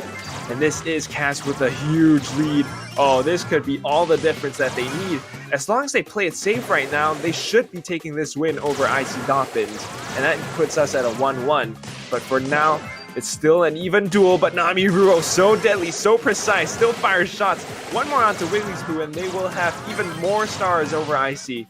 Still being very careful. They're just playing it safe, positioning well right now. But Icy Dolphins, they need those stars, man. They do need those stars, and they need to wake up right here. Kaz starting to run away with it, and I think Icy Dolphin kind of realized that they need to be a bit more aggressive. Wiggly Spoo definitely trying to get his super up so that he can pop down a healing modulator, which will allow them to kind of sustain on that middle area. And now Dot Squid will get that kill with the missile, so able to seek through. Wiggly Spoo with the long range volley onto Sirius. That's 13-12 on the scoreboard in favor of Kaz still. So starting to narrow that gap. Super comes out onto Wiggly Spoo. He's able to survive that Pam volley, and now they have the healing modulator on the middle. So that's going to give them middle control, and they can sustain. Dot Squid with the bounce off the right walls will be able to take out his opponent Nani. That'll give him a Seeker Missile as well. He's going for the Piper. She jumps, and now he will he didn't go for the kill. He went for the teleport. Unfortunately for that, Kaz at the last moment will pick up the double because he goes for the cancel. He goes for that teleport, and Kaz taking it 2-1. So we are tied on the game mode scoreboard, and we are going to go into Brawl Ball tied at 1-1. It's going to be Sneaky Fields coming up. And then if we go, we definitely are going to go to a fourth map because of that, which means we'll go to Gem Grab on Ice Fort. And then potentially if we do have to go to a fifth map, it's going to be Heist. That's going to be the tiebreak on Kaboom Canyon. So interesting play by Icy in that last round. They could have secured it, but they didn't, and so forcing, instead of being able to potentially go for a 3-1, now they're gonna have to go for a 3-0. Sorry, now they're forced to go for a 3-1 potentially, but Kaz could bring it all the way down, to that fourth map, or could go all the way to that fifth map. Potentially. I don't know. I don't know if it's just me, Phil, but does it sound like you kind of want Icy Dolphins to win here? I don't know, man. Like either side, it's pretty even on the scoreboard. And to be honest, how they're playing, I mean, Icy definitely could have taken that pretty easily. And I mean, from an analytical point of view, they shouldn't have lost that round. But the Nani deciding at the very end to go for that teleport instead of just allowing that Seeker Missile to just fail, right? At the end of the day, gave that extra kill over Kaz. They did pick up a double, that being said, from Kaz's point of view. But that kill on the Nani could have been definitely avoided, which meant that they would have potentially been able to focus, on trying to get that last kill to sneak it through, but they didn't. So kudos to Kaz for picking that up. And once again, we go into Brawl Ball, scores tied at 1-1. Very close grand final that we have so far. Very, very close. And like you said, This is the grand finals. Both teams, they need as many rounds, as many wins as they can get. So far, it's 1-1. And Kaz, it looks like they're starting to adapt to Icy Doppins. I mean, they're warmed up, they're ready. So far, I think it's been 2-1 for both game modes. Right now, it's going to be Brawl Ball. I don't know. Would you say this is the litmus test for this best of 5? I don't know. I don't think so, because we've seen such a huge variance in how teams have decided to play Brawl Ball. Like, gem grab on Minecraft Madness is it makes sense because there's so many variables, right? On the offense, on the defense, and then how you are kind of game aware. So that's more of an effective litmus test if we do want to see if we do kind of like want to analyze teams that way. Brawl Ball is it's either you're really good at it or you're really bad at it. There's no in between, right? And like we've seen, once you have it's one of those game modes that if you're confident in winning it, you more or less don't have any challengers to it. So yeah, it's very hard to have an indicator of to use Brawl Ball, because it's just one of those unique game modes at the end of the day. Like, yeah, I mean, I guess that's all I can kind of say about it. But let's see how it goes. We're into the game. It truly is anyone's game right here, right now. And I mean, like you said, it is Brawl Ball. It's tough to gauge. It's tough to analyze.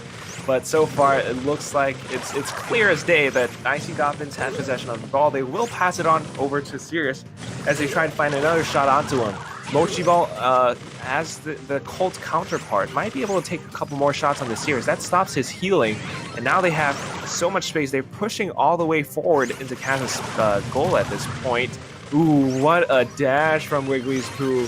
Takes Namiruro out as well from Dot Squid. But Chewy does respawn in time. Suck goes through, but it's not quite enough as Chewy just takes him down. Now it's all up to Wiggly's Poo. The ball is parked over onto Kaz's side though, so they do have possession over that thing. They are trying to dribble it up over into the middle. And I mean, keep in mind, while they are getting frags left and right, this is still all about the objective, which is to get the Brawl Ball over to your opponent's goalpost. Right now, it's over in Icy Doppins' possession, but still, both teams are fairly even. I mean, just look at the positioning, but look at Namiruro as well. I mean, he's pushed up all the way forward.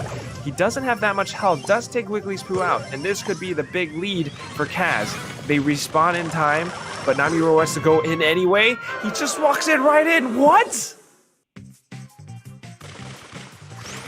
Yeah, I mean, that's the thing about Brawl Ball, right? You don't actually have to take a shot. You can, if you have a lot of health, you can just walk the ball in, and there's nothing that your opponent can do. And mostly, like, the only thing they can do is they need to take you out. And if you have way too many hit points, it's more or less a guaranteed goal, right? So Dotspit coming in, maneuvering in for another shot, puts the ball back down in the middle. The bear has been spawned by Chewy. And now they'll get possession of the ball once again. I think they're going to go and try and go for the wipe before they bring the ball back in. They've left it. Oh, no, they're not, because they are leading anyways. So they're going to try and time it out. They're going to try and park the bus. And Icy Doppin, the pressure is on them to make their way back in. And I don't think they're going to be able to reach the ball. So it's going to be 1-0 to Kaz. They've gone for the sneaky strat of parking the bus with that lead. And they'll pick up the first round just like that. So Kaz going for the smarter play instead of going for the forceful play. Instead of going for the 2-0, they go for the 1-0 and play the timeout. Modern problems require modern solutions. If there isn't a ball to shoot into the goal, there isn't a goal to be scored. So that is parking the bus. And just like that, Kaz takes away the first round. And this is very impressive. Icy Doppins, they're actually dropping rounds here and then everywhere. I mean, they kind of won 3-0 over in the upper bracket finals, but this is a very, very different Team Kaz that we've seen as compared to what we saw in the very first game of the day. Right now, they're warmed up, they're going at it, and they are melting the ice, as it were. Sneaky Fields, whether it's Brawl Ball, whether it's Bounty, they're winning these games and they're doing a very good job. And just, I mean, I don't know if it's just the brawler composition or if it's the mechanics or the positioning, but they're doing such a great job. Now it's going to be up to the second round. I don't know. I mean, the Tara plays that they're just doing such a great job. Yeah, and they're playing a lot more intelligently compared to the first match in the upper bracket final, right? Which was like all out aggression, just try and like overpower, not kind of think about strategies. In the second game, in this grand final, they're a lot more cautious and they're making the smart plays. They're not making the aggressive plays. They're not making the kind of riskier plays. They're saying, okay, if we aren't going to win our one-on-one battles, what can we employ? What strategies can we use to win? And a big show of that is basically they played the mechanics in that round, right? And Sirius is going to score early on. Yeah, so they're gonna go for the smart moves, and that means potentially, if they can park the bus again for this second round. Sirius goes down though, so the territorial control is gonna go to Icy Dolphin. They go for the corner shot, and it's gonna go in. So they can't park the bus anymore, and they're gonna have to go in. They're gonna have to go all out and get the second goal. Looks like all three brawlers on Icy Dolphin's side have their supers. Godsquid is going in for it. Namiruro takes a lot of damage from Wiggly's Poo as he dashes right down through. But at the end of the day, they still have possession over the ball. It looks like they might actually want to buy themselves a bit of time as they park the ball over in that corner. And it looks like Chewy and the rest of the team are taking damage as well. They might be relegated all the way to the back, and this allows Wiggly's to collect the ball, not even just push it in. He does have his dash at the same time. Dot Squid and Mochi Ball, they're doing so well on the damage. Sirius is just a little bit slower this time, but he does smash the entirety of the middle field. Now all the obstacles are gone, and Icy Dolphins, they lose a little bit of that extra maneuverability because of it. Yeah, I think what Cavs were trying to do is they're trying to park the ball in the corner and try and wait out until overtime came in, because they knew that they would have a better chance if it was all out, right?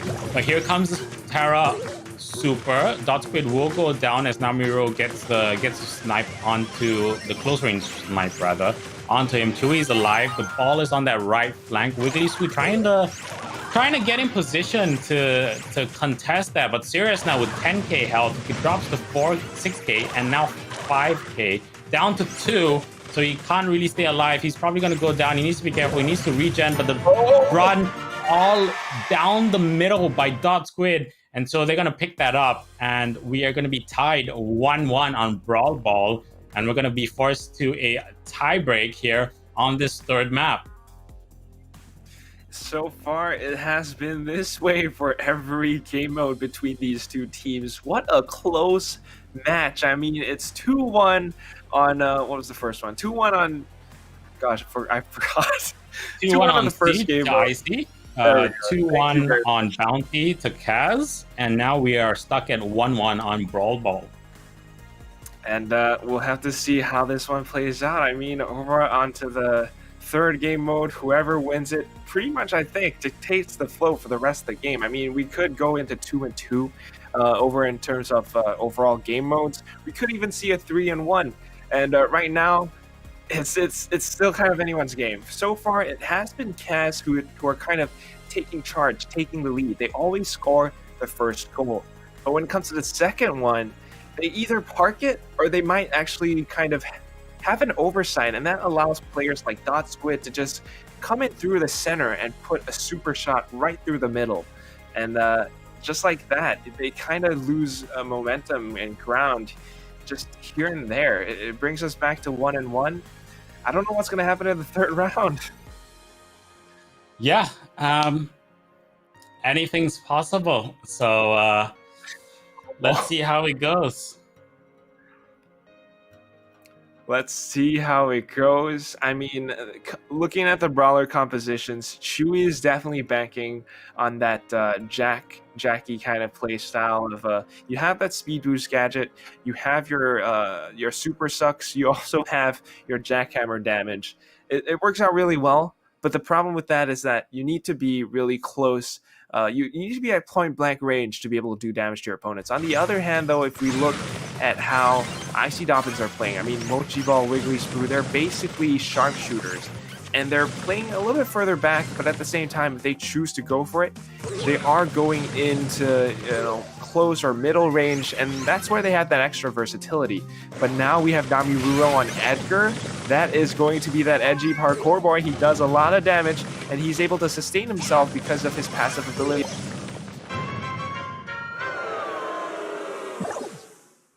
Yeah, so he'll get the shot in, and that first goal goes to Team Kaz. So that's 1-0 on the scoreboard count in favor of Kaz. And let's see what they can do. Here comes the ball down the middle. And Sirius will be able to pick up one. He'll pick up Mochi Boy as well. And now as they charge down, Dot Squid on Sirius. Now gets the ball to Namiruro. Takes the shot. And that's going to be it to Kaz. So Kaz will pick up the game 2-0. And do we have you back, Quack? Yes, I think. Do we? Am I here? I don't know. Was it me who disappeared? I think it was me.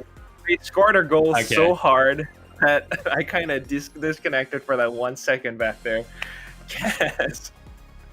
Okay, cool. Oh my god. So so Kaz pick up the they'll pick up the round, and that's gonna bring it to 2-1. Actually, interestingly enough, in favor of Team Kaz. So if they pick up Gem Ball, if they pick up Gem Grab, they walk away as champions of the December Cup. But if IC pick it up, then we go to a tiebreak on Heist.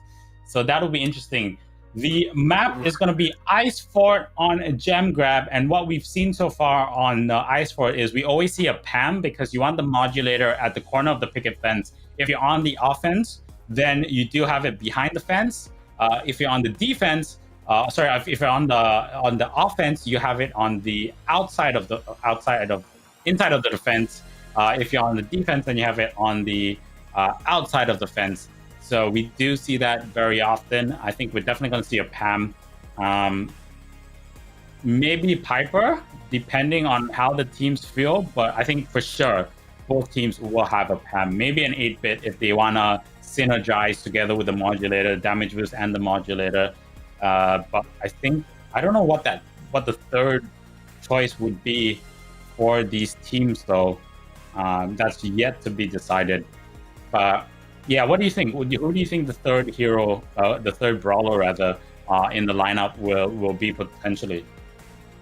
You kind of want that sort of balance, right? I mean, if you already have a PAM, if you already have someone else who can do damage, your third brawler would be someone possibly with mobility to pick up gems and run away, or maybe someone who dishes out damage as well. So it's kind of that balanced brawler composition where every single aspect is secured. But I think kind of that the trend on bigger maps such as Ice Fort is that they're fairly open, and that allows for either a lot of maneuverability or a lot of sharpshooting to go on, and that's why you might see players, brawlers like 8-bit, maybe even Tara. But at the same time, I mean, it is Ice Fort after all, and this could be Icy Dobbins' element. They might go for something icy or cold, maybe a Lou, maybe a Mr. P, someone who has range, someone who has crowd control abilities as well. And especially on a game mode like Gem Grab, you want to lock your opponents down. You kind of want to block avenues of entry so that you have control over the center of the map. I mean, I'm just theory crafting here, but let's see if the teams will indeed employ these strategies. I don't really know what they're going to go for, but it does look like Kaz seems to favor aggressiveness. They tend to be calculated, they tend to go in, but towards the end, they might be a little bit shaky at times, but so far they are 2-1. If they win this, it's game over for Icy Dobbins. Yeah, that is true. And yeah, it's going to be interesting to see what the the brawler composition is going to be, right? And it's down to the wire. So Kaz. So there's two things Kaz can do, right? At 2-1 right now, they either go for the super aggressive strategy and try and just absolutely just wipe Icy with like a shock and awe kind of strategy, right? Just come out of the gates flying like a bat out of hell, or they go for the super safe strategy. And at the moment, it seems like they're gonna go Pam, Colette, and Sirius. So it seems like it's gonna be a super aggressive strategy, and already they take down 2, and now are leading on the gem count. 3 gems to nil.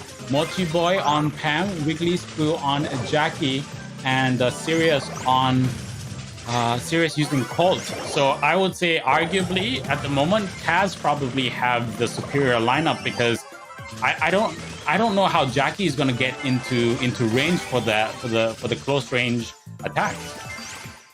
I think you have a very good point, and just like that, I mean, he tried to go in for the flank over on the right side, the tall patches of grass, but Nami Ruro, firing the blank shot, actually manages to find him. So now he'll have to stay all the way at the back to heal up. He is back at 7 points of health. He does have a speed boost as well, but he really, really needs to close in the distance, and I think that's just a very, very tall order, especially when the map is so open like this. And just looking at how Sirius is playing, why he's so serious, he's opening up the entirety of the middle ground. There aren't any more obstacles for Wiggly Spoo to hide in, and he might very well get taken out just like that. Silver Bullet goes through, he's dead, and now Dot Squid and Mochi Ball are the only ones alive. Chewy, though, with so much health, he picks up 8 gems, and this is a huge lead for Kaz already. I think at the moment there's a chance for Icy Dopamine to kind of stick there, and unfortunately for them, the healing modulator is gone, and Chewy was able to get his modulator up. Sirius goes in for the golden bullet, unable to get the shot off and hit Mochi, but that doesn't matter because they do get that final gem, and that's going to be the final countdown now.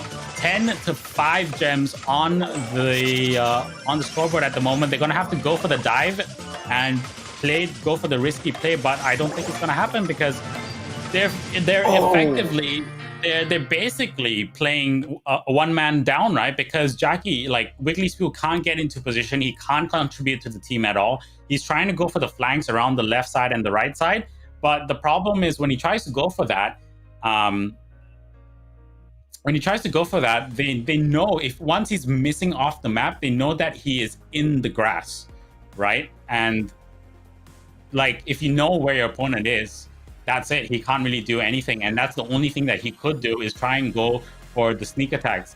So unfortunately for them, easy win, easy pickup from Kaz to pick up that first round. Second round, Icy really they can't use Jackie. They have to pick up something, and I think maybe the smarter play would probably be either Barley or Piper, because they were sustaining for a short bit, right? They were able to sustain just for quite a long time in the middle with the modulator, because they were able to get that modulator up. They were able to take down the modulator that Kaz had, the healing modulator.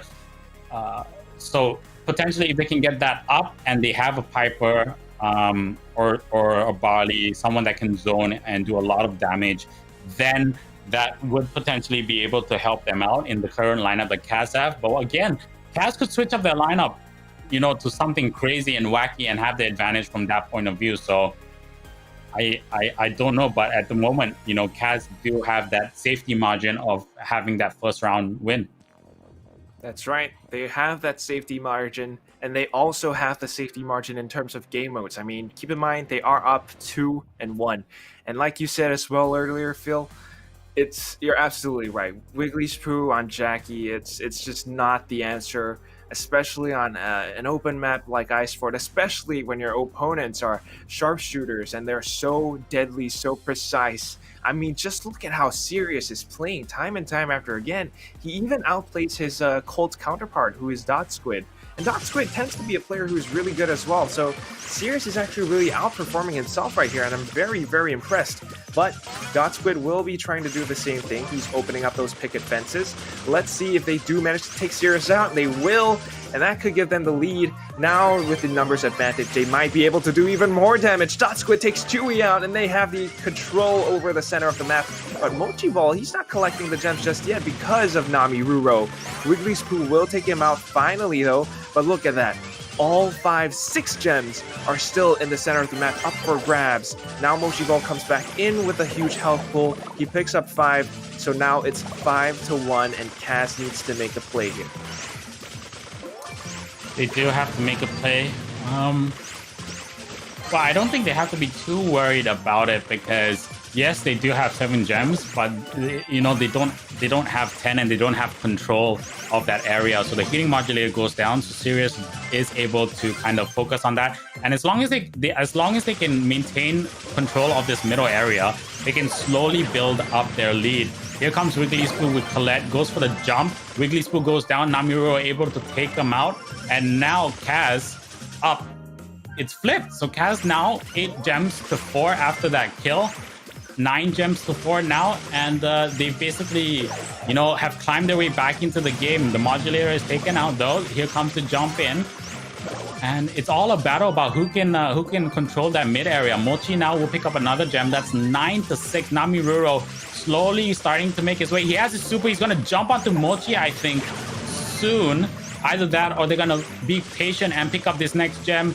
Oh, it's very close. Namiruro will go for it, and now they'll start the countdown. They're going to start to go all the way back to spawn. 15 seconds to go. Icy Doping, they have to go. They either have to pick up 3 gems, or they have to go for the chase. And now they're going to go for the chase. They're able to take out Sirius. Sirius goes down. They need to drop 1. They need to just get the kill to stop the countdown. 1 second to go, and that's it.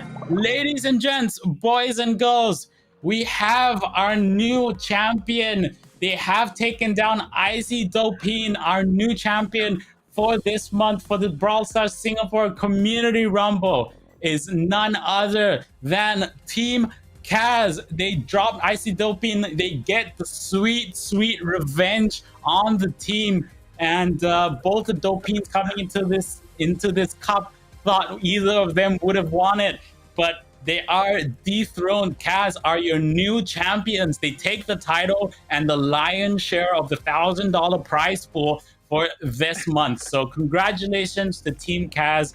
Commiserations to Icy Dopin. But they don't walk away empty-handed. They walk away in second place, of course, and do pick up, you know, quite a bit of cash as well. So yeah, if you just joined us, you have basically missed the game, and Team Kaz has picked up the grand final. They are your December champions. But yeah, you know, Supercell has committed to this tournament until March 2021. So there are going to be more cups every week leading up to that. You know, we still have the weekly cups. We do also have the monthly finals for each of these months as well. So there's still plenty of time for you to take part and gain experience. We don't know whether there will be more tournaments past that. So potentially there could be. And it's time to farm all that experience and form new connections, of course. Quack, any final words before we sign off? I mean, you pretty much said it all. Farm experience, join the Discord, participate in the Brawl Stars Singapore Community Rumble. And of course, I mean, I think Oliver or Revelo, you know, he just joined us. He did miss the game, so that's really unfortunate, but I'm going to say hi anyway. I mean, you know, he's been around since the very first competition. But yeah, this has been a very lovely weekend of Brawl Stars action. Kaz are your champions. They walk away $700. And Icy Dopin, you know, they lose those bragging rights, but they still have $350. That's second place, top prize. We are your casters. Hey, I'm Quack. That's where you can find me. I'm all across social media, Twitter and Instagram. It's just, hey, I'm Quack. What about you, Phil? Predominantly on Facebook at DeathAdderSG. Have a Twitch channel as well, but haven't really put out much content at DeathAdderSG on Twitch as well. Well, Twitch TV, Twitch TV/DeathAdderSG, but planning to get some content on there once I do get some time.